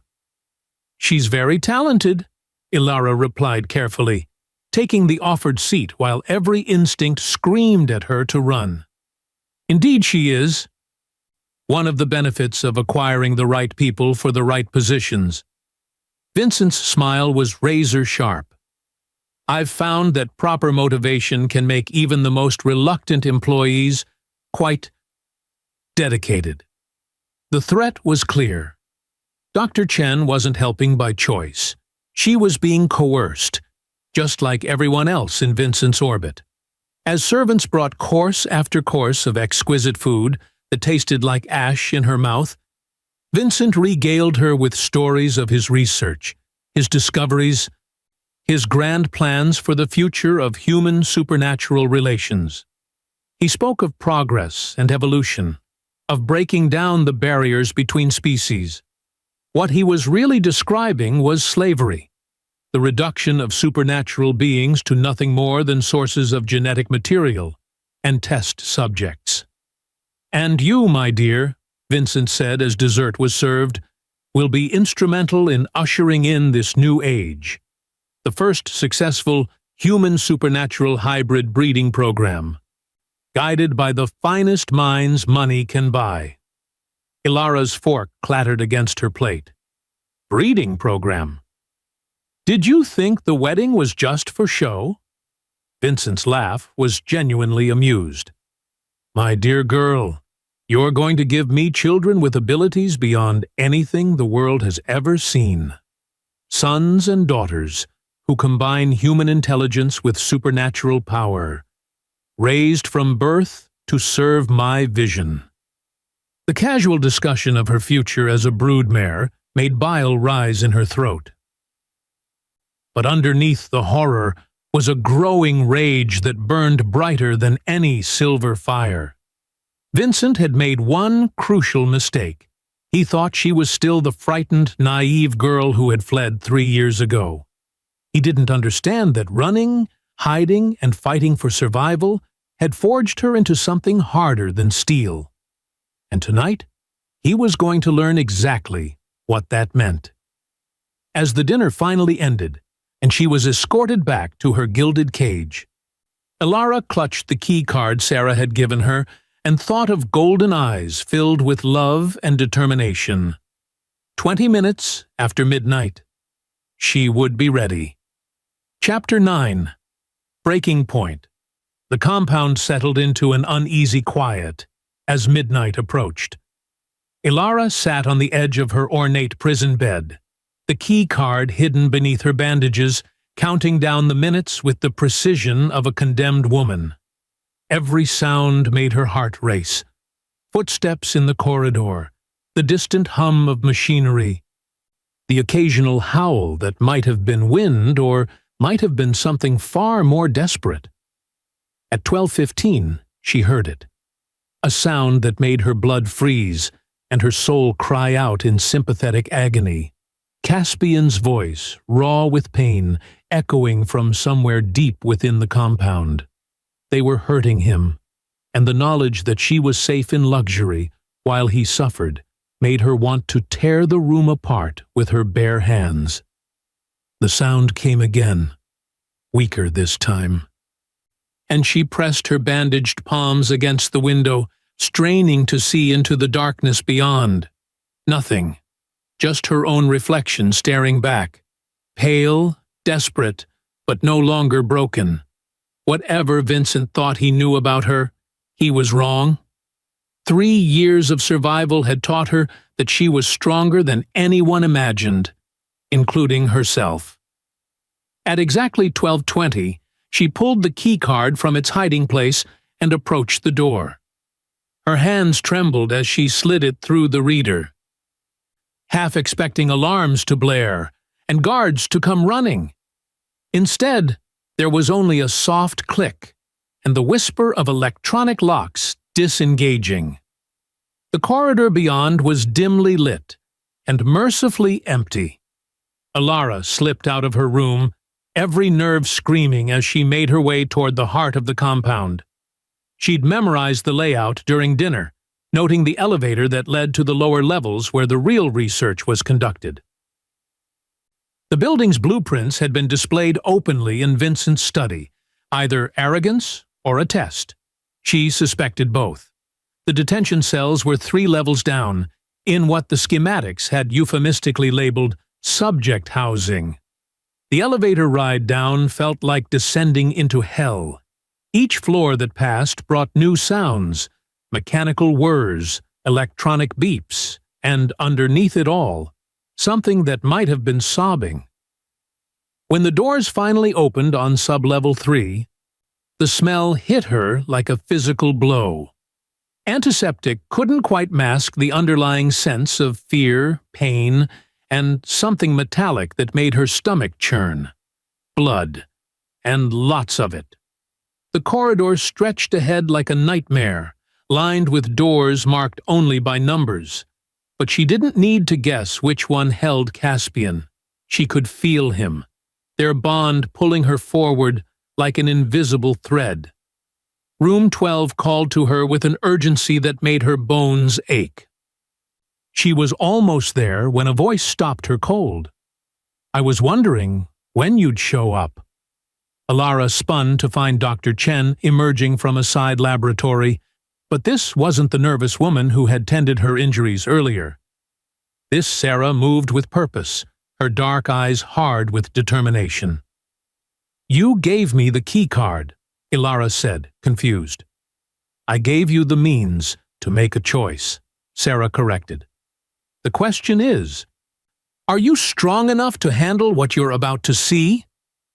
The warning sent ice through Alara's veins, but she lifted her chin defiantly. "He's my mate. Whatever they've done to him, I can handle it." Sarah studied her for a long moment, then nodded. "Room 12. But understand, what Vincent has done tonight goes beyond simple torture. He's been testing the limits of royal alpha physiology. Your mate is barely holding on." The words hit Alara like physical blows, but she forced herself to move forward. The key card worked on Room 12's lock as well, and she stepped inside to find her worst nightmares made real. Caspian hung suspended from the ceiling by silver chains that had burned deep grooves into his wrists and ankles. His clothes were gone, replaced by a hospital gown that did nothing to hide the extent of his injuries. Electrodes were attached to various points on his body, connected to machines that monitored his vital signs with clinical detachment. But it was his eyes that broke her heart. When he looked up and saw her, those golden orbs were clouded with pain and silver poisoning, but underneath it all burned a love so fierce it took her breath away. "Alara," he whispered, his voice barely audible. "You shouldn't be here." "Yes, I should," she said firmly, moving to the control panel Sarah had followed her to examine. "We're getting you out of here." "The chains," Caspian warned weakly. "They're not just silver. They're spelled to drain supernatural energy. If you touch them, I don't care." Ilara was already reaching for the release mechanism, ignoring the way the silver radiated heat even from a distance.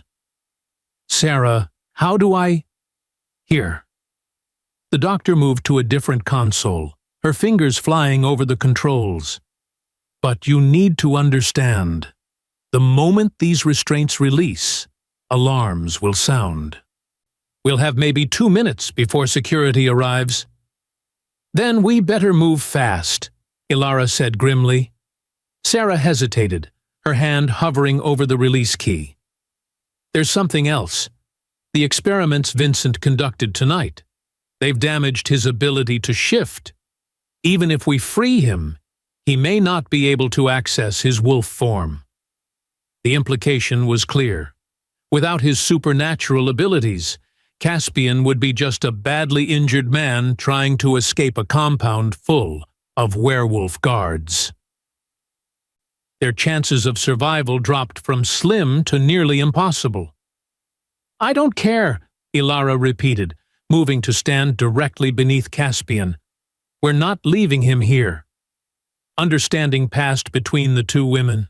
Sarah nodded once, then pressed the release.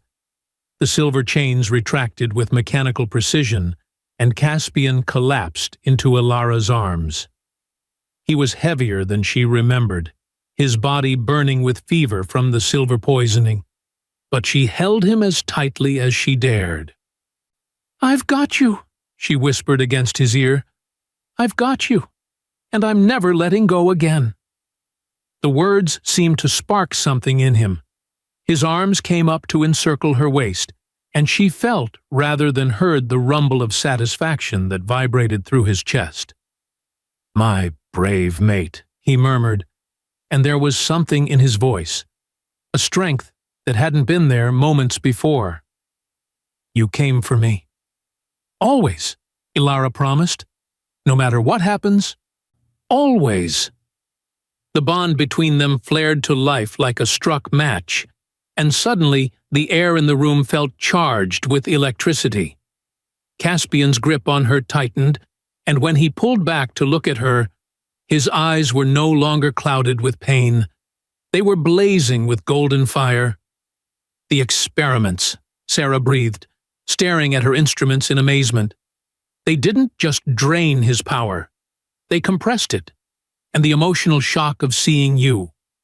The bond activation, it's triggering a massive energy release." Alarms began blaring throughout the compound, red lights flashing in the corridors beyond. But Ilara barely noticed. All her attention was focused on the man in her arms, watching in awe as his injuries began healing with visible speed. "How is this possible?" she asked. "Royal Alpha bloodline," Caspian said, his voice growing stronger by the second.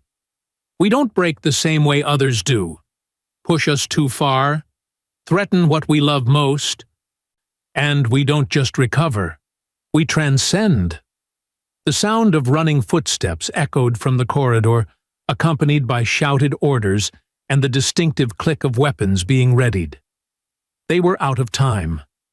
But as Caspian rose to his feet, his eyes blazing with supernatural fire and his body radiating power that made the air itself seem to vibrate, Ilara realized something that filled her with fierce joy.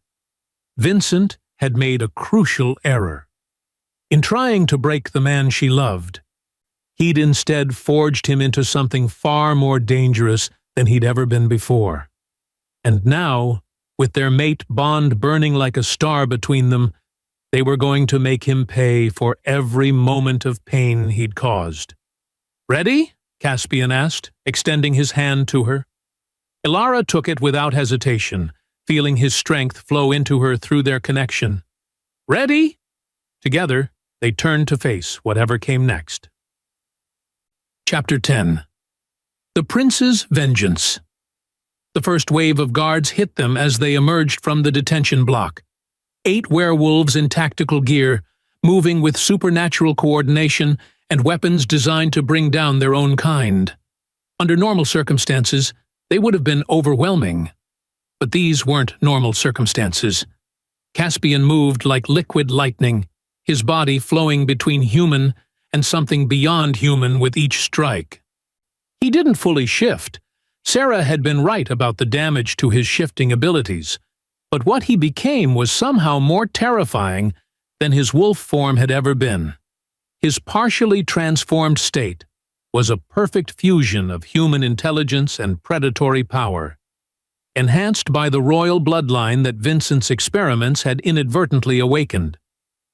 Ilara watched in awe as her mate tore through the guards with surgical precision. He wasn't just fighting, he was dancing. Each movement calculated to disable rather than kill, to clear their path without unnecessary bloodshed. Even in his fury, even after everything they'd done to him, he maintained a control that spoke of nobility bred into his very bones.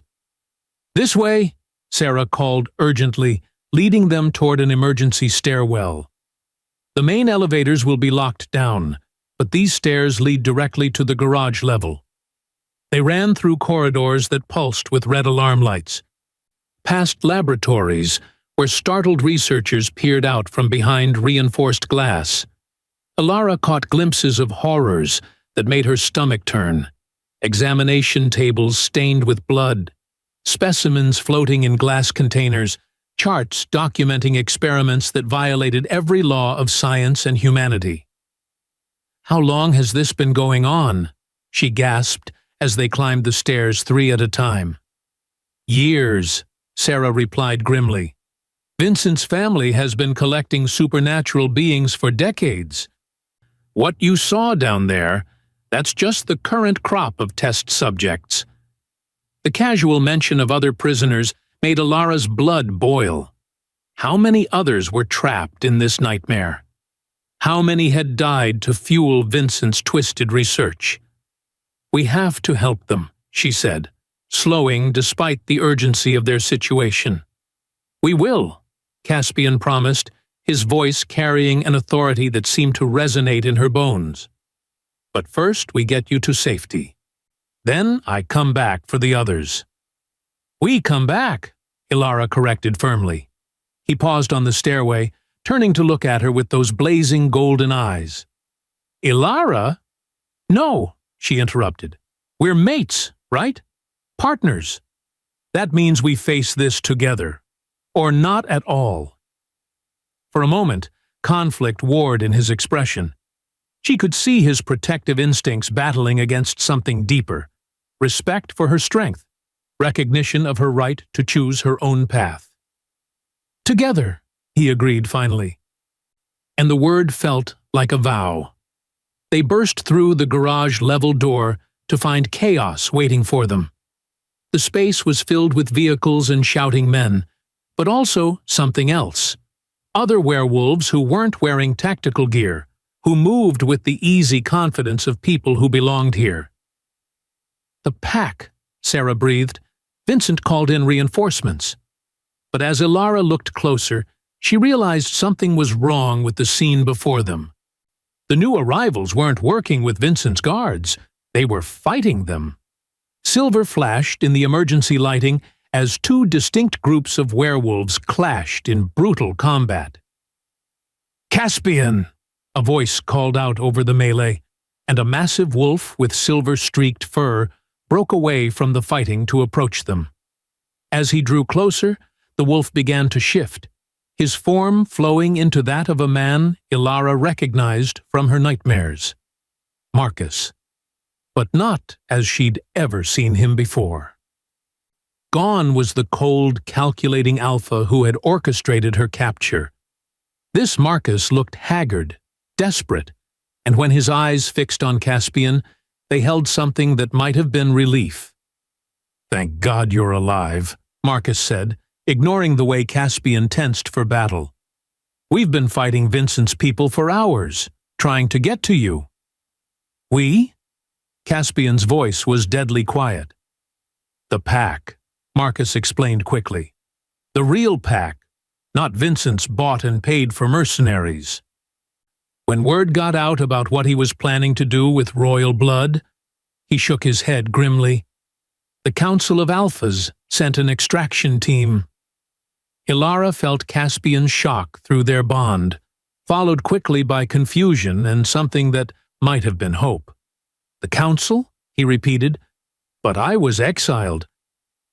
"Exile doesn't mean we stop caring about family," Marcus interrupted. "And it definitely doesn't mean we let humans torture one of our own for genetic experiments."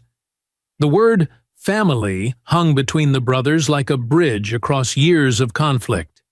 Ilara could feel the complexity of their relationship through Caspian's emotions, love and hurt, and anger all tangled together in ways that spoke of childhood bonds and adult betrayals. "Why now?" Caspian asked. "Why after all these years?" Marcus's expression grew grim. "Because Vincent's research has progressed beyond werewolves. He's been collecting specimens from every supernatural species he can find. Vampires, fae, witches. The Council finally realized he represents a threat to all of us." A new sound cut through the battle noise, the distinctive whine of helicopter rotors approaching fast. Through the garage's open bay doors, Ilara could see lights in the sky, growing closer by the second. "Military backup," Sarah said urgently.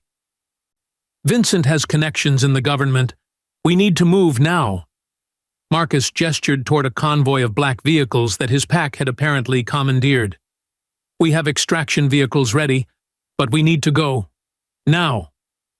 As they moved toward the cars, fighting still raging around them, Ilara felt Caspian's internal struggle through their bond. He wanted to trust his brother, wanted to believe that rescue had actually come, but years of exile had taught him caution. "It could be a trap," he murmured to her as they ran. "Maybe," Ilara agreed. "But look at them." She gestured toward the pack members who were fighting Vincent's forces with desperate intensity. These weren't mercenaries following orders. They were family, fighting to save one of their own. The bonds between them were visible in the way they moved together, protected each other, shared the burden of battle. "They came for you," she continued.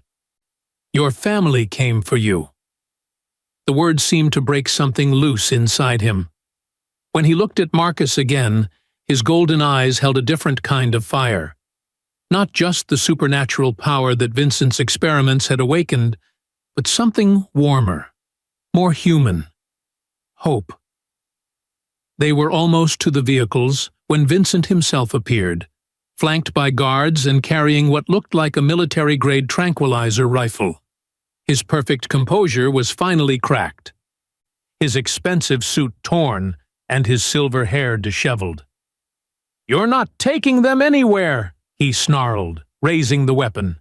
"Do you have any idea how much I've invested in this research? How close I am to a breakthrough?" "Close enough," Caspian said quietly, and there was something in his voice that made everyone in the garage stop fighting and turn to look at him. He stepped forward, placing himself between Vincent and Ilara. And the air around him began to shimmer with power that was almost visible. "You wanted to study Royal Alpha bloodline?" Caspian continued, his voice carrying harmonic overtones that seemed to resonate in everyone's bones. "You wanted to see what we're really capable of?" Vincent's eyes widened as he apparently realized that something had changed, that the experiments designed to weaken his captive had instead awakened something far more dangerous than he'd bargained for.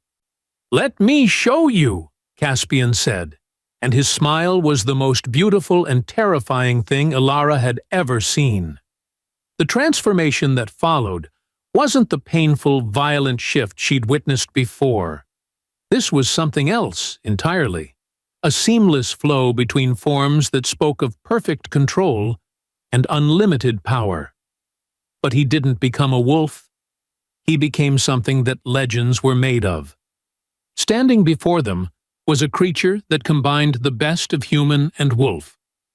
Standing nearly 8 feet tall with golden fur that seemed to glow with its own inner light. His eyes blazed like stars, and when he spoke, his voice carried the authority of ancient kings. "Run," he told Vincent, and the single word contained such primal command that even the human guards took involuntary steps backward. Vincent, to his credit, held his ground for exactly 3 seconds before his nerve broke completely. Then he was running, his guards scattering like leaves before a hurricane. As Caspian flowed back into human form, Marcus approached with something like awe in his expression. "I haven't seen the true royal form since our grandfather's time," he said quietly. "I'd forgotten how magnificent it was." "I'd forgotten too," Caspian admitted, reaching for Ilara's hand, "until I had something worth fighting for." As they finally reached the escape vehicles, Ilara realized that they'd done more than just survive Vincent's machinations. They'd discovered the true depth of their bond, the power they could wield together, and the family that had never really abandoned them. But as the helicopters drew closer and the sound of military vehicles echoed from the compound's main entrance, she also knew their trials were far from over. Vincent might be running for now, but men like him didn't give up easily. And somewhere in the darkness behind them, other prisoners were still trapped in his nightmare laboratories. This was just the beginning. Chapter 11. The Road to Redemption. The convoy of vehicles raced through the Montana wilderness under a canopy of stars, leaving Vincent's compound burning in their wake. Ilara sat pressed against Caspian's side in the back of an armored SUV, feeling the steady rhythm of his heartbeat against her cheek as the adrenaline slowly faded from her system. They were alive. They were together. And for the first time in what felt like forever, they were safe. But safety came with its own complications. Marcus sat across from them, his pale blue eyes studying his brother with an intensity that made Ilara uncomfortable. The resemblance between the two men was more obvious now. The same aristocratic bone structure, the same unconscious authority in their bearing. But where Caspian radiated warmth despite his predatory nature, Marcus felt cold, calculating. "The council will want to debrief you," Marcus said finally, breaking the tense silence. "Both of you? What Vincent was doing, the scope of his operations, it's bigger than we thought." "How much bigger?" Caspian asked, his arm tightening protectively around Ilara. "Global," Sarah Chen spoke up from the front passenger seat. She'd insisted on coming with them, claiming she had information the council needed. "Vincent's family has research facilities on every continent. The Montana compound was just one hub in a network that's been operating for decades." The magnitude of it was staggering. Ilara thought of all the other prisoners they'd left behind, all the supernatural beings trapped in similar facilities around the world. The weight of that knowledge settled on her shoulders like a physical burden. "We have to stop them," she said quietly. Marcus's laugh was bitter. "You think we haven't been trying? The Moreau family has connections in every major government, unlimited resources, and technology that's generations ahead of anything law enforcement has access to. They're untouchable." "No one is untouchable," Caspian said, and there was something in his voice that made everyone in the vehicle turn to look at him. "Not anymore." "The transformation," Marcus breathed, understanding flickering in his eyes. "What you became back there, that wasn't just a royal shift. That was something else entirely." Ilara felt Caspian's reluctance to discuss what had happened through their bond, but she also sensed his growing acceptance that secrets were a luxury they could no longer afford. "Vincent's experiments," Caspian said slowly, "they didn't just torture me. They forced my bloodline to evolve, to adapt to survive. The royal form you saw, it's not something I can control yet. But it's not going away either. Evolution? Sarah leaned forward, her scientific curiosity overriding her caution. Are you saying his torture actually caused genetic mutation? I'm saying that when you push something beyond its breaking point, sometimes it doesn't break, Caspian replied. Sometimes it becomes something new. The implications hung heavy in the air. If Vincent's experiments could force supernatural evolution, what else might they have created in their laboratories around the world? There's something else, Marcus said reluctantly. The reason the council finally acted, it wasn't just about Vincent's threat to the supernatural community. We've been tracking unusual energy signatures for months, power readings that don't match anything in our records. Other evolved specimens, Sarah said grimly. Vincent has been successful before. Ilara shuddered, thinking of creatures like Caspian's royal form, but without his moral compass, his love, his humanity. What horrors might Vincent have unleashed in his quest for genetic perfection? The convoy began to slow as they approached what looked like an abandoned mining town. But, as they drew closer, Ilara realized the abandonment was an illusion. Lights flickered behind boarded windows, and she caught glimpses of movement in the shadows between buildings. "Welcome to Haven," Marcus said, as they pulled to a stop in what had once been the town's main square. "One of our safe houses." The name was fitting. As Ilara stepped out of the vehicle, she could feel it, a sense of sanctuary that seemed to emanate from the very stones beneath her feet. This was pack territory in the deepest sense, a place where the supernatural community could exist without fear or pretense. Figures emerged from the buildings around them, and Ilara's breath caught as she realized the diversity of what she was seeing. Werewolves, yes, but also others, beings with eyes like starlight.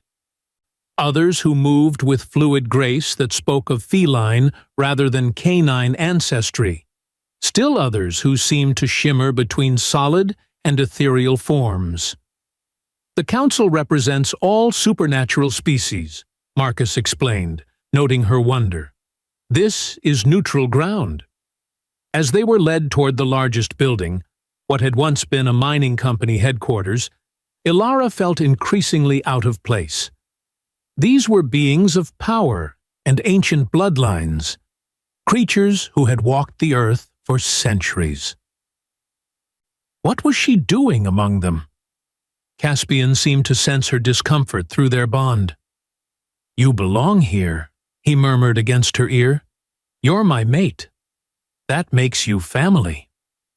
"But I'm human," she whispered back. "You're more than human," said a new voice, and they turned to find a woman approaching them across the square.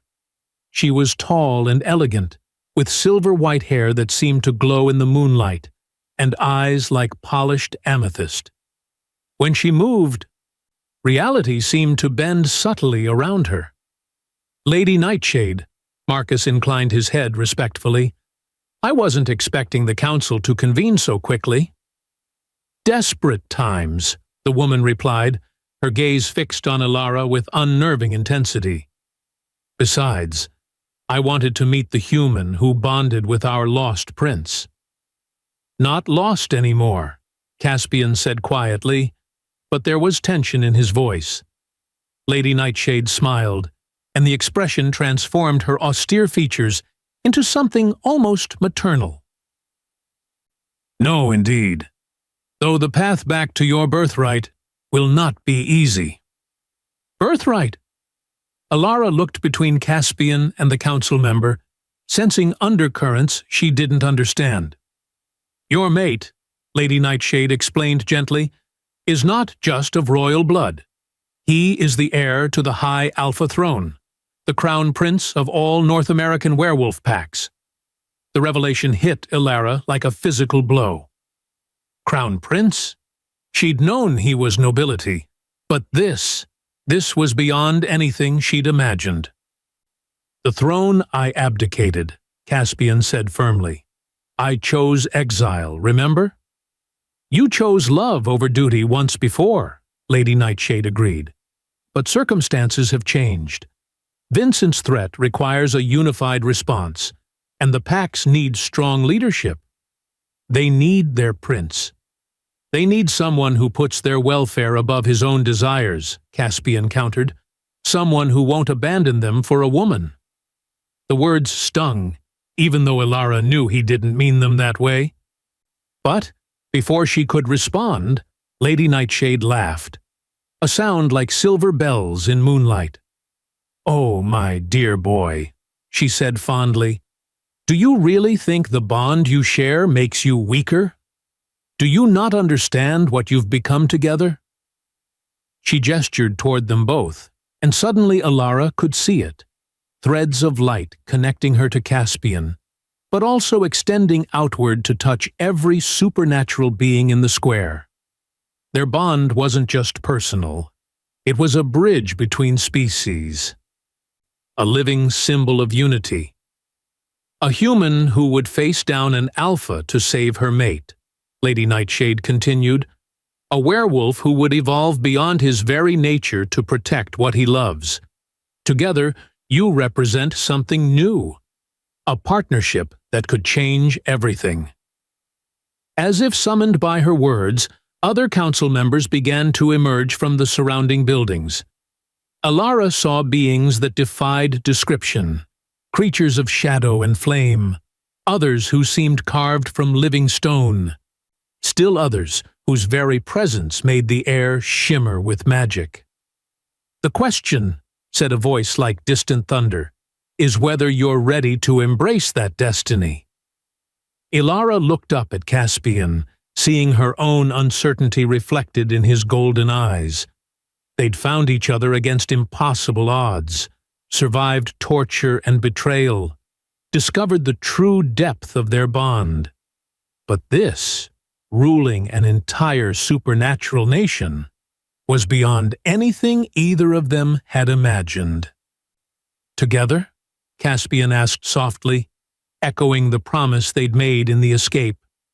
"Together," Elara confirmed, and as she spoke the word, she felt something shift in the very fabric of reality around them. The bond between them flared to brilliant life, visible now to everyone present. And in that light, Elara saw their future unfold. Not just as mates, but as leaders, as bridges between worlds, as the beginning of something entirely new. It terrified her. It exhilarated her. And she wouldn't trade it for anything in the world. Chapter 12. The Crown's Weight. The council chamber was carved directly into the mountainside behind Haven, its walls lined with crystals that pulsed with their own inner light. Ancient symbols covered every surface, telling stories in languages that predated human civilization. As Elara took her place beside Caspian, at the center of the circular room, she felt the weight of centuries pressing down on her shoulders. 12 beings sat in judgment around them, representatives of every major supernatural species in North America. Lady Nightshade spoke for the Fae, while a massive figure wreathed in shadows represented the vampire courts. Others were harder to identify, their forms shifting between human and something altogether more primal. "The evidence presented by Dr. Chen is disturbing," rumbled the thunder-voiced being Elara now knew as Granite, speaker for the Earth Elementals. "Vincent Moreau's network extends far beyond what we previously believed." Sarah stepped forward from where she'd been standing with Marcus, near the chamber's entrance. "The research data I smuggled out shows active facilities on every continent, but it's worse than just imprisonment and experimentation." She activated a holographic display that materialized in the center of the circle, showing a complex web of connections spanning the globe. Their breeding programs, systematic attempts to create hybrid offspring with specific genetic traits. Ilara's blood ran cold as she remembered Vincent's casual discussion of children, of building a family with abilities beyond human imagination. "How many?" she whispered. "Unknown," Sarah replied grimly, "but the documentation suggests they've been at this for generations.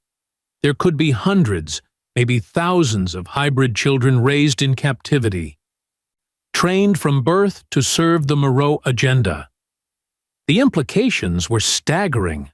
An army of supernatural human hybrids, loyal only to Vincent and his family, possessing abilities that could threaten both worlds.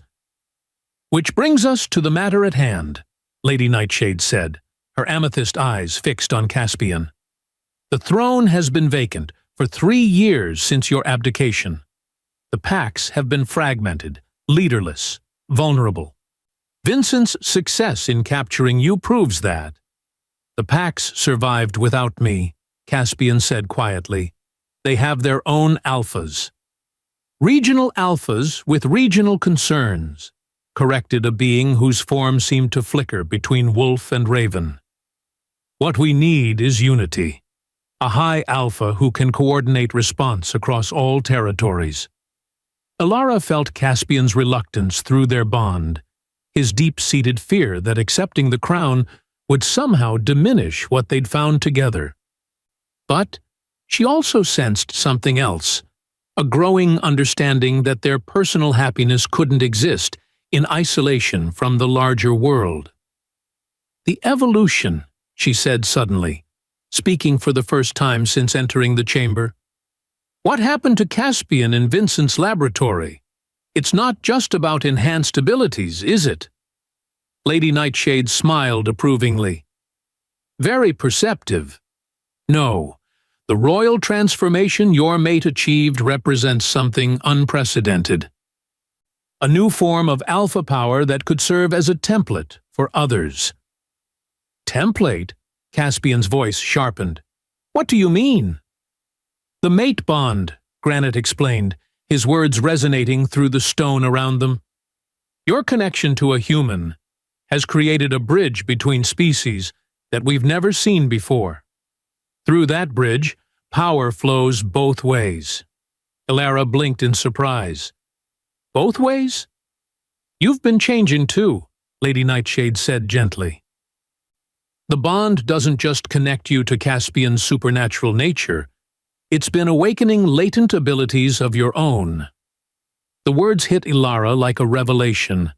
She thought of the moments when she'd seemed to know things she shouldn't, when she'd moved faster than humanly possible, when her hands had burned silver chains without immediately blistering. She'd attributed it all to adrenaline and desperation. But what if there was more to it? "What kind of abilities?" she asked.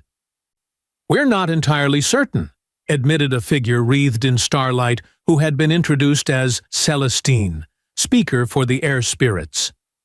"The bond is unique in our recorded history, but the readings we've taken suggest you're developing enhanced intuition, limited precognition, and, most importantly, the ability to anchor supernatural energy." "Anchor?" "Stabilize it," Caspian said, understanding dawning in his golden eyes. "That's why the royal transformation didn't consume me. Your presence, our bond, it gave me a foundation to build on, instead of burning out." The pieces were falling into place, painting a picture that both thrilled and terrified Ilara. She wasn't just Caspian's mate. She was becoming something new herself, something that could help bridge the gap between human and supernatural worlds. "The question," said a voice like crackling flames from the fire elemental representative, "is whether you're prepared to use these gifts in service of something larger than yourselves." Before either of them could answer, Marcus stepped forward. "There's something else the council needs to know. Vincent didn't just escape. He took specimens with him. including some of the evolved hybrids. The temperature in the chamber seemed to drop several degrees. "How many?" Lady Nightshade asked sharply. "At least a dozen that we could identify," Marcus replied grimly. "All combat-trained, all fanatically loyal to the Moreau family, and all carrying genetic modifications that make them faster, stronger, and more resilient than natural-born supernaturals." "An army," Granite rumbled. "He's building an army."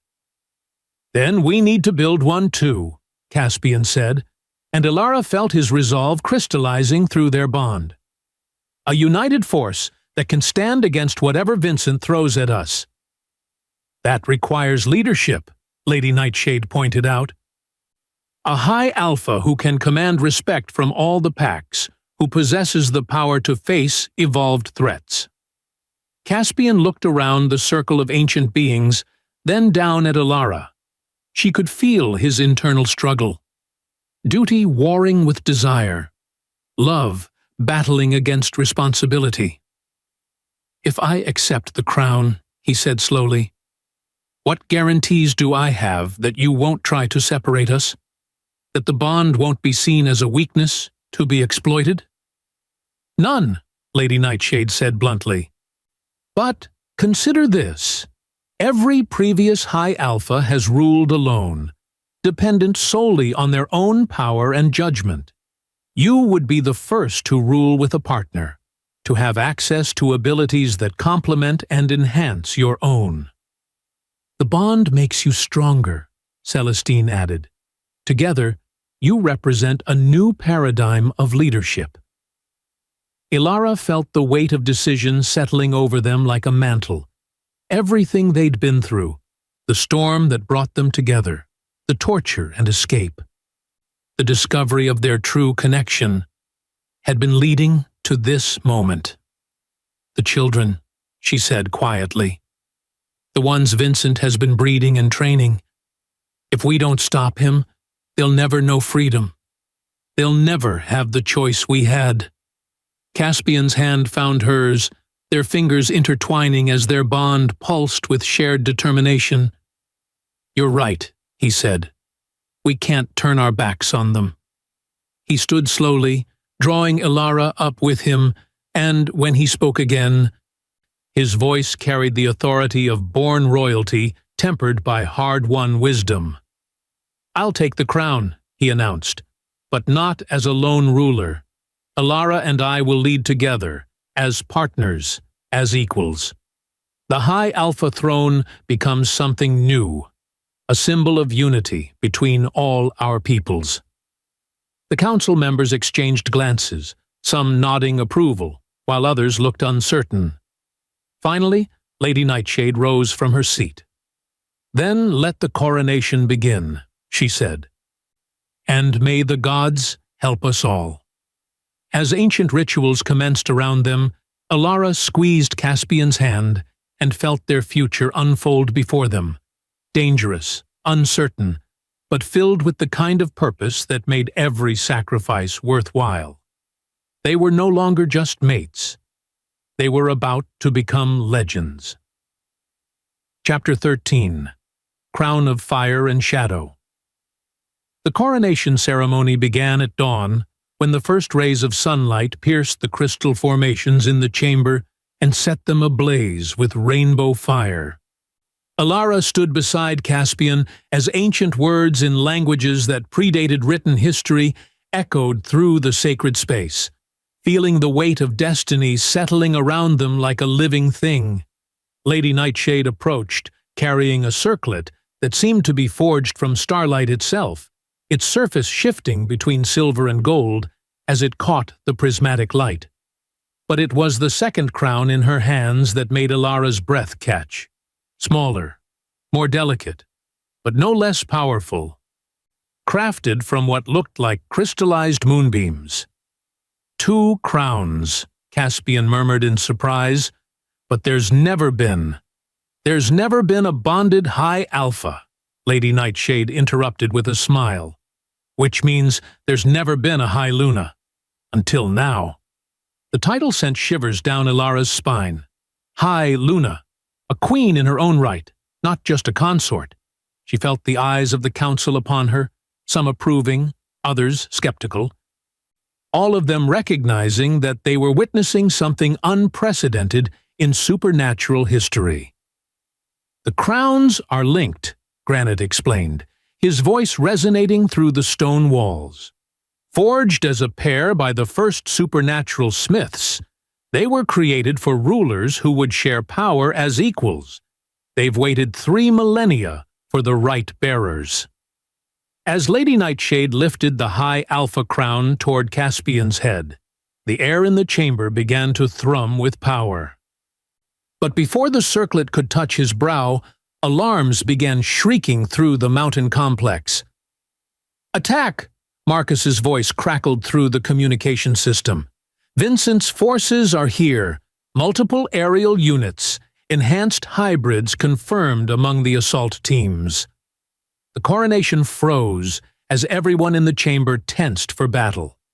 Through the bond, Ilara felt Caspian's surge of protective fury, his readiness to fight, but also his frustration at being interrupted at such a crucial moment. "How did they find us so quickly?" Celestine demanded, her starlight form flickering with agitation. "The same way they found everything else," Sarah said grimly from her position near the entrance. "Vincent's been tracking supernatural energy signatures. The power building up for the coronation must have lit us up like a beacon." Outside, the sounds of battle were growing closer. Roars of rage, the crack of weapons, and underneath it all, something that made Ilara's blood run cold. Howls that didn't sound quite right, as if they came from throats that had been surgically altered. "The hybrid army," she breathed. "We should evacuate," Marcus urged, appearing in the chamber doorway with blood on his tactical gear. "Get you both to safety while we hold them off." "No." Caspian's voice carried absolute authority, even without the crown. "If we run now, we'll always be running. This ends here." He turned to Lady Nightshade, extending his hand toward the circlet she still held. "Crown me. Crown us both. If Vincent wants to face the High Alpha, let's give him one." "The ceremony isn't complete," Lady Nightshade protested, "without the full ritual." "The ritual is just words," Ilara said, surprising herself with her certainty. "The power comes from our bond, from our commitment to each other and our people. Crown us now, and let's finish this." Understanding passed between the council members, and as one, they began to chant in harmonies that seemed to make reality itself vibrate. Lady Nightshade placed the high alpha crown on Caspian's head, and immediately his golden eyes blazed with power that made the crystals around them pulse in response. When the high Luna crown settled on Ilara's brow, she gasped as new awareness flooded through her. She could feel every supernatural being in the mountain complex, could sense their locations, their emotional states, their injuries. The anchoring ability Celestine had mentioned wasn't just theoretical, it was real, and it was vast. "Now," Caspian said, his voice carrying harmonics that spoke of absolute command, "let's go protect our people." They emerged from the mountain to find Haven under siege. Vincent's forces had arrived in military helicopters and armored vehicles, but it was the hybrid soldiers that truly terrified. They moved with inhuman speed and coordination, their features disturbingly perfect combinations of human intelligence and predatory enhancement. At their head stood Vincent himself, no longer the elegant businessman, but something altogether more dangerous. His eyes glowed with artificial fire, and when he smiled, Ilara caught glimpses of surgically implanted fangs. "You enhanced yourself," she called out across the battlefield, her new crown allowing her voice to carry despite the chaos. Improved myself, Vincent corrected, his words carrying unnatural resonance. Unlike you, I didn't wait for evolution to find me. I seized it. The implications were horrifying. If Vincent had successfully hybridized himself with supernatural DNA, he would possess abilities that rivaled even Caspian's evolved form. Surrender now, Vincent continued, raising his voice to address the entire supernatural force arrayed against him. And I'll make your deaths quick. Continue to resist, and I'll ensure every one of you suffers as my test subjects for decades to come. Counteroffer, Caspian replied, and as he spoke, his form began to shift into the magnificent royal hybrid they'd witnessed in the laboratory. Face me in single combat. Winner takes all. Vincent's laugh was like breaking glass. Oh, my dear prince, did you think you were the only one with access to royal bloodline? He began to change as well. But what emerged was a nightmare parody of Caspian's transformation. Where Caspian's hybrid form was a perfect fusion of human and wolf enhanced by love and nobility, Vincent became something monstrous, a creature of artificial enhancement and stolen power that radiated wrongness like a disease. I've been collecting royal blood for years, Vincent snarled through a muzzle filled with too many teeth. Every supernatural species, every noble bloodline. I am evolution incarnate. The two titans circled each other in the center of Haven's main square, while their respective forces watched with bated breath. But Alara could feel through the bond that something was wrong. Vincent's stolen power was vast, but it was also unstable, chaotic. Without a proper foundation, it was burning him from the inside out, which meant he had nothing to lose. He's dying, she whispered to Marcus, who had taken position beside her. The artificial enhancement is killing him. Which makes him more dangerous, not less, Marcus replied grimly. A dying man with that much power could take half the mountain with him. As if summoned by her fears, Vincent's hybrid form began to glow with building energy that made the air itself feel radioactive. He wasn't just preparing to fight Caspian, he was preparing to detonate himself, to take everyone and everything with him in one final act of spite. Caspian! Alara called out urgently. The power build-up. He's going to— I know, Caspian replied through their bond. I need you to anchor me. Whatever happens next, don't let go. Understanding flooded through her as she realized what he was planning. Not just to defeat Vincent, but to contain the explosion. To use their bond to create a barrier that would protect everyone else, even if it killed them both. Together, she whispered, reaching out through their connection with every ounce of love and strength she possessed. Together, Caspian confirmed, and launched himself at the glowing abomination that had once been Vincent Moreau.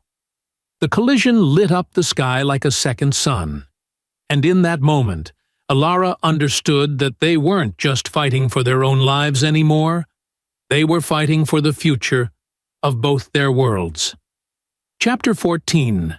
Unity Forged in Fire. The explosion of power when the two titans collided shattered windows throughout Haven and sent shockwaves rippling through the mountain itself.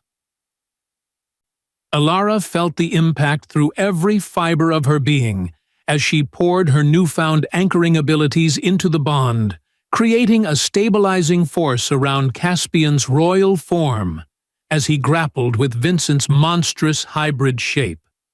But Vincent's stolen power was more volatile than anyone had anticipated. As the two beings tore at each other with claws and fangs, energy began building to critical mass, not just from Vincent's planned detonation, but from the chaotic interaction of artificial enhancement meeting true evolution. "Everyone back!" Marcus roared, but there was nowhere to retreat to. The energy cascade was expanding beyond the square, threatening to consume the entire settlement. Through the bond, Elara felt Caspian's desperate realization that containing the explosion might be beyond even their combined abilities. There was simply too much unstable power, too much artificial enhancement warring against natural law. That's when she felt it. Other connections, faint but growing stronger. The supernatural beings throughout Haven weren't just watching the battle. They were reaching out through whatever bonds connected them to their new leaders, offering their own power to stabilize the chaos. The crowns, Lady Nightshade gasped from somewhere behind her. They're not just symbols, they're conduits. You can channel the strength of every supernatural being willing to stand with you. Understanding flooded through Elara like liquid fire. This was what the coronation had been building toward. Not just the ceremony, but the creation of a network that could unite different species in common cause. She opened herself to those connections, feeling the steady strength of the earth elementals, the wild freedom of the air spirits, the ancient wisdom of the Fae. Through her, they flowed into Caspian, giving him the power he needed not just to defeat Vincent, but to contain the catastrophic energy release. Vincent seemed to sense the shift in the battle's momentum. His artificial hybrid form began to convulse as the stolen genetic material in his system started breaking down under the stress of combat. "If I can't have evolution," he snarled, his voice distorting as his enhanced vocal cords began to fail, "then no one can. I'll burn it all down." He began to glow brighter, his body becoming a living bomb as every enhancement he'd inflicted on himself reached critical overload simultaneously. The energy signature was beyond anything Elara had ever felt, enough to level the mountain and everyone on it. But Caspian was no longer fighting alone. Drawing on the combined strength of hundreds of supernatural beings channeled through his mate, he wrapped his powerful arms around Vincent's unstable form and began to rise into the air. "No," Elara breathed, understanding what he intended. "Caspian, you can't." "I can, and I will." His voice echoed in her mind through their bond. "Get everyone to shelter. I'm taking him high enough that the blast won't reach you." "You'll die!" The words tore from her throat as she watched the two figures ascending into the morning sky, Vincent's form growing brighter with each passing second. "Maybe," Caspian admitted, "but you'll live. Our people will live. That's worth any sacrifice." Elara felt her heart shatter as she realized she was about to lose him just moments after they'd found their true purpose together. But then, through the chaos of power and emotion, she felt something else. A different kind of anchor point, deeper and more fundamental than anything they'd accessed before. Their mate bond wasn't just connecting her to Caspian, it was connecting her to the very essence of what he was becoming. The evolutionary leap that Vincent's torture had forced upon him, and, if she could anchor that evolution, stabilize it completely. "Trust me," she whispered through their connection, then did something that would have been impossible for any normal human. She projected herself through the bond. It wasn't teleportation or astral projection or any supernatural ability she could name. It was pure will, pure love, made manifest through a connection that transcended physical law. Suddenly, she was there in the sky beside them, her consciousness wrapped around Caspian's royal form like a second skin. Vincent's eyes widened in shock as he realized what was happening. "Impossible," he gasped. Humans can't." "Humans can't," Elara agreed, her voice resonating with power drawn from every supernatural being in Haven. "But I'm not just human anymore. I'm High Luna. I'm evolution's answer to your abomination." Together, she and Caspian began to sing. not with voices, but with harmonized power that turned Vincent's chaotic energy against itself. Instead of a devastating explosion, the unstable enhancements in his system began to unravel in controlled waves, dissipating harmlessly into the atmosphere. Vincent's artificial hybrid form collapsed back into his human shape, but the damage was too extensive. Years of forced enhancement had pushed his body beyond its limits, and without the artificial power holding him together, he was finally paying the price. "This isn't over," he wheezed as they descended back toward Haven. "There are others. The Moreau family. The research. It will continue." "No," Alara said with quiet certainty.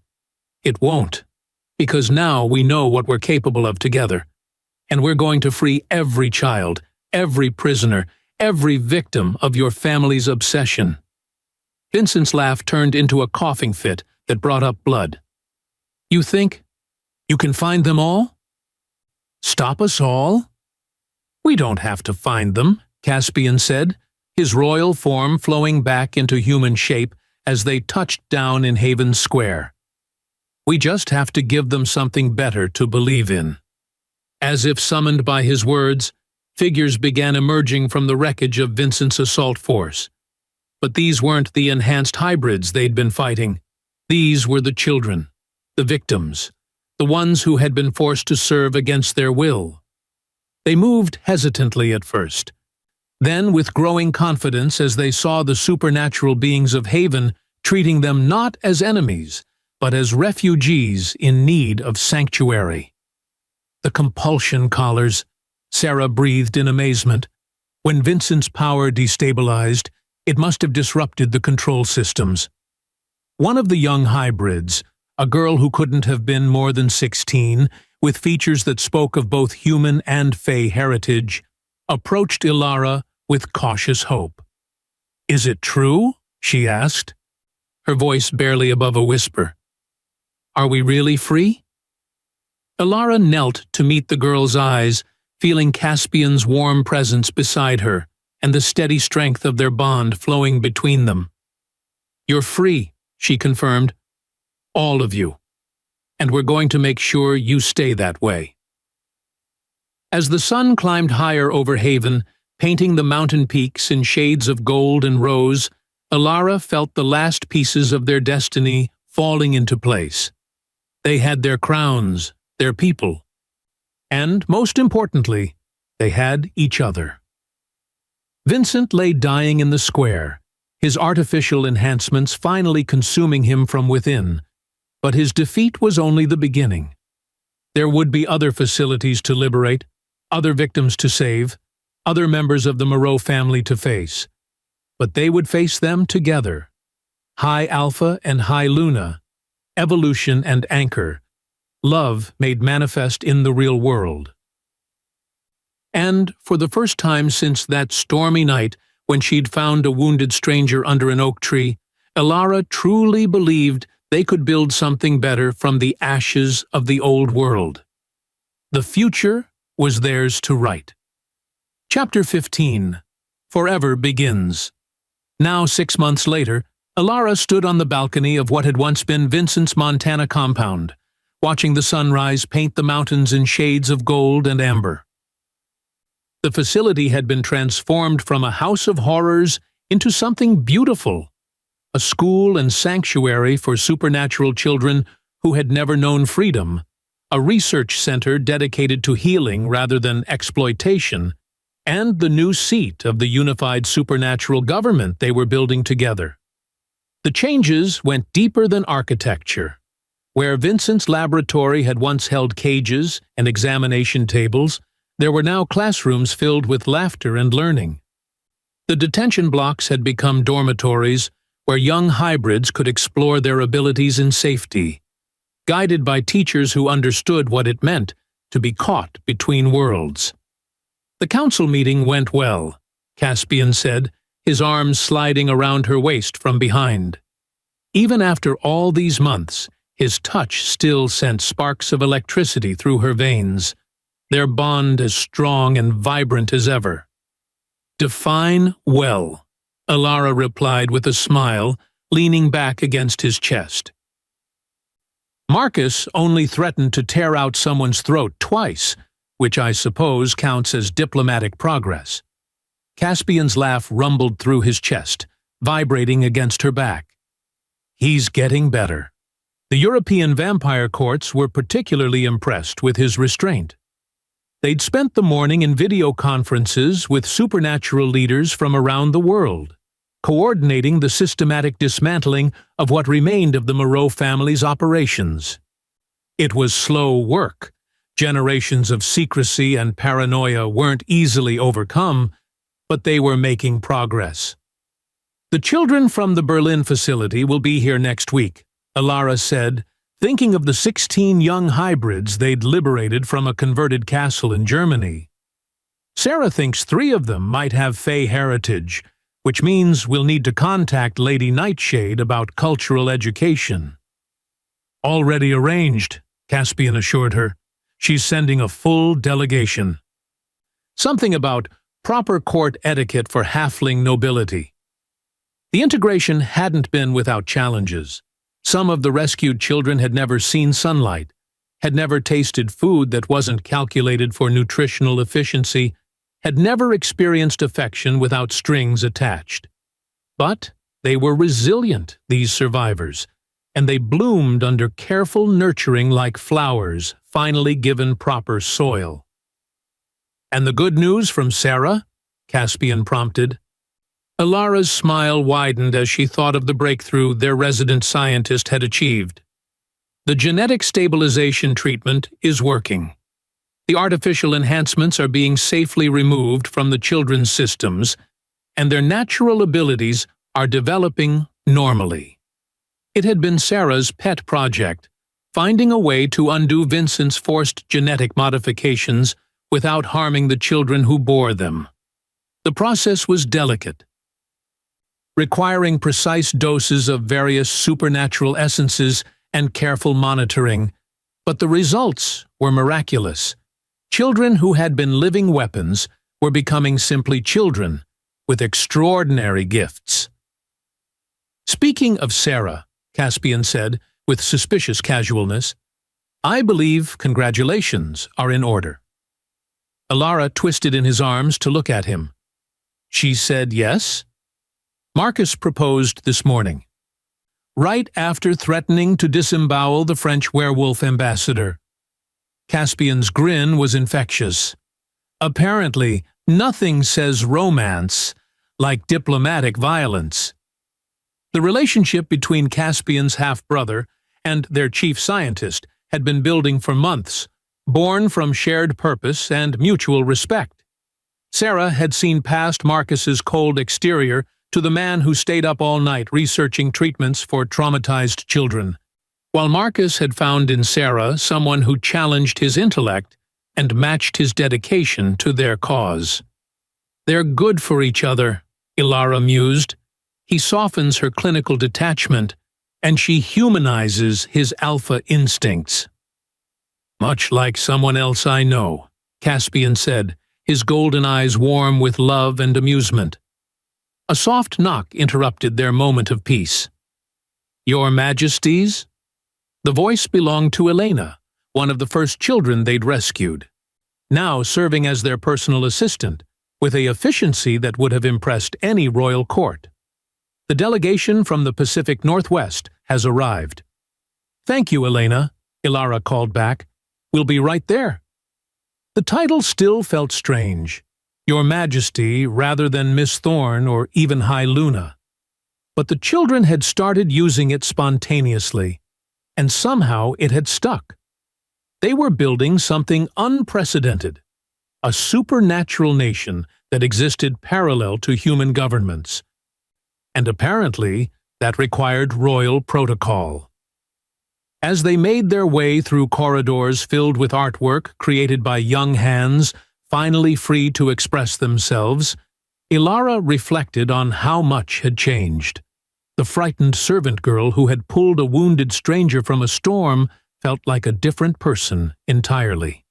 That woman had been running from her past, hiding from the world, existing rather than living. This woman, High Luna, queen of an emerging supernatural nation, anchor to the most powerful werewolf in North America. This woman was building the future with her own hands. "Any regrets?" Caspian asked softly, as if reading her thoughts. Ilara considered the question seriously. Their life wasn't easy. Ruling was a burden as much as an honor, and every day brought new challenges, new threats to face together. The Moreau family still had allies and resources scattered around the globe, and there were supernatural factions who questioned the wisdom of revealing themselves to the human world. But as they entered the great hall where children who had never known hope were teaching each other to paint, where species that had been enemies for millennia were working side by side, where love had proven stronger than any artificial enhancement. "None," she said firmly. "Not a single one." The delegation from the Pacific Northwest was led by an ancient, a vampire so old her name had become legend. She inclined her head respectfully as they approached, a gesture that would have been unthinkable before the new unity they'd forged. "Your Majesties," the ancient said formally, "we bring word from the coastal territories. The last of the Moreau facilities in our region has been liberated. 43 children recovered, all receiving medical care." "Casualties?" Caspian asked, his voice tight with concern. "Minimal on our side. The facility was abandoned except for automated systems and a skeleton crew." The ancient's expression darkened. "Though what we found in the laboratories, they were preparing something new. Something that would have made Vincent's work look primitive. More horrors, more victims, more reasons to keep fighting." But as Ilara looked around the hall at the evidence of what they'd already accomplished, she felt not despair, but determination. "We'll face whatever comes," she said simply. "Together." The ancient nodded approvingly. "The young queen speaks wisdom. Unity is indeed our greatest strength." As the formal discussions began, reports from other territories, plans for the next phase of liberations, proposals for the growing supernatural education system, Ilara found herself thinking not of the challenges ahead, but of a stormy night 6 months ago when a frightened woman had made the choice to save a stranger instead of protecting herself. That choice had changed everything. It had led to love, to purpose, to a future neither of them could have imagined. And as she felt Caspian's hand find hers beneath the conference table, their bond humming with shared contentment and unshakable devotion, she knew that every storm they'd weathered had been worth it. They had found their home in each other's arms. They had found their purpose in protecting those who couldn't protect themselves. And they had found their future in the impossible made real. A love story that had become legend. A bond that had bridged worlds, and a beginning that would echo through generations yet to come. Outside, thunder rumbled across the mountain peaks, promising another storm. But Ilara no longer feared the thunder. After all, storms had brought them together, and together they could weather anything.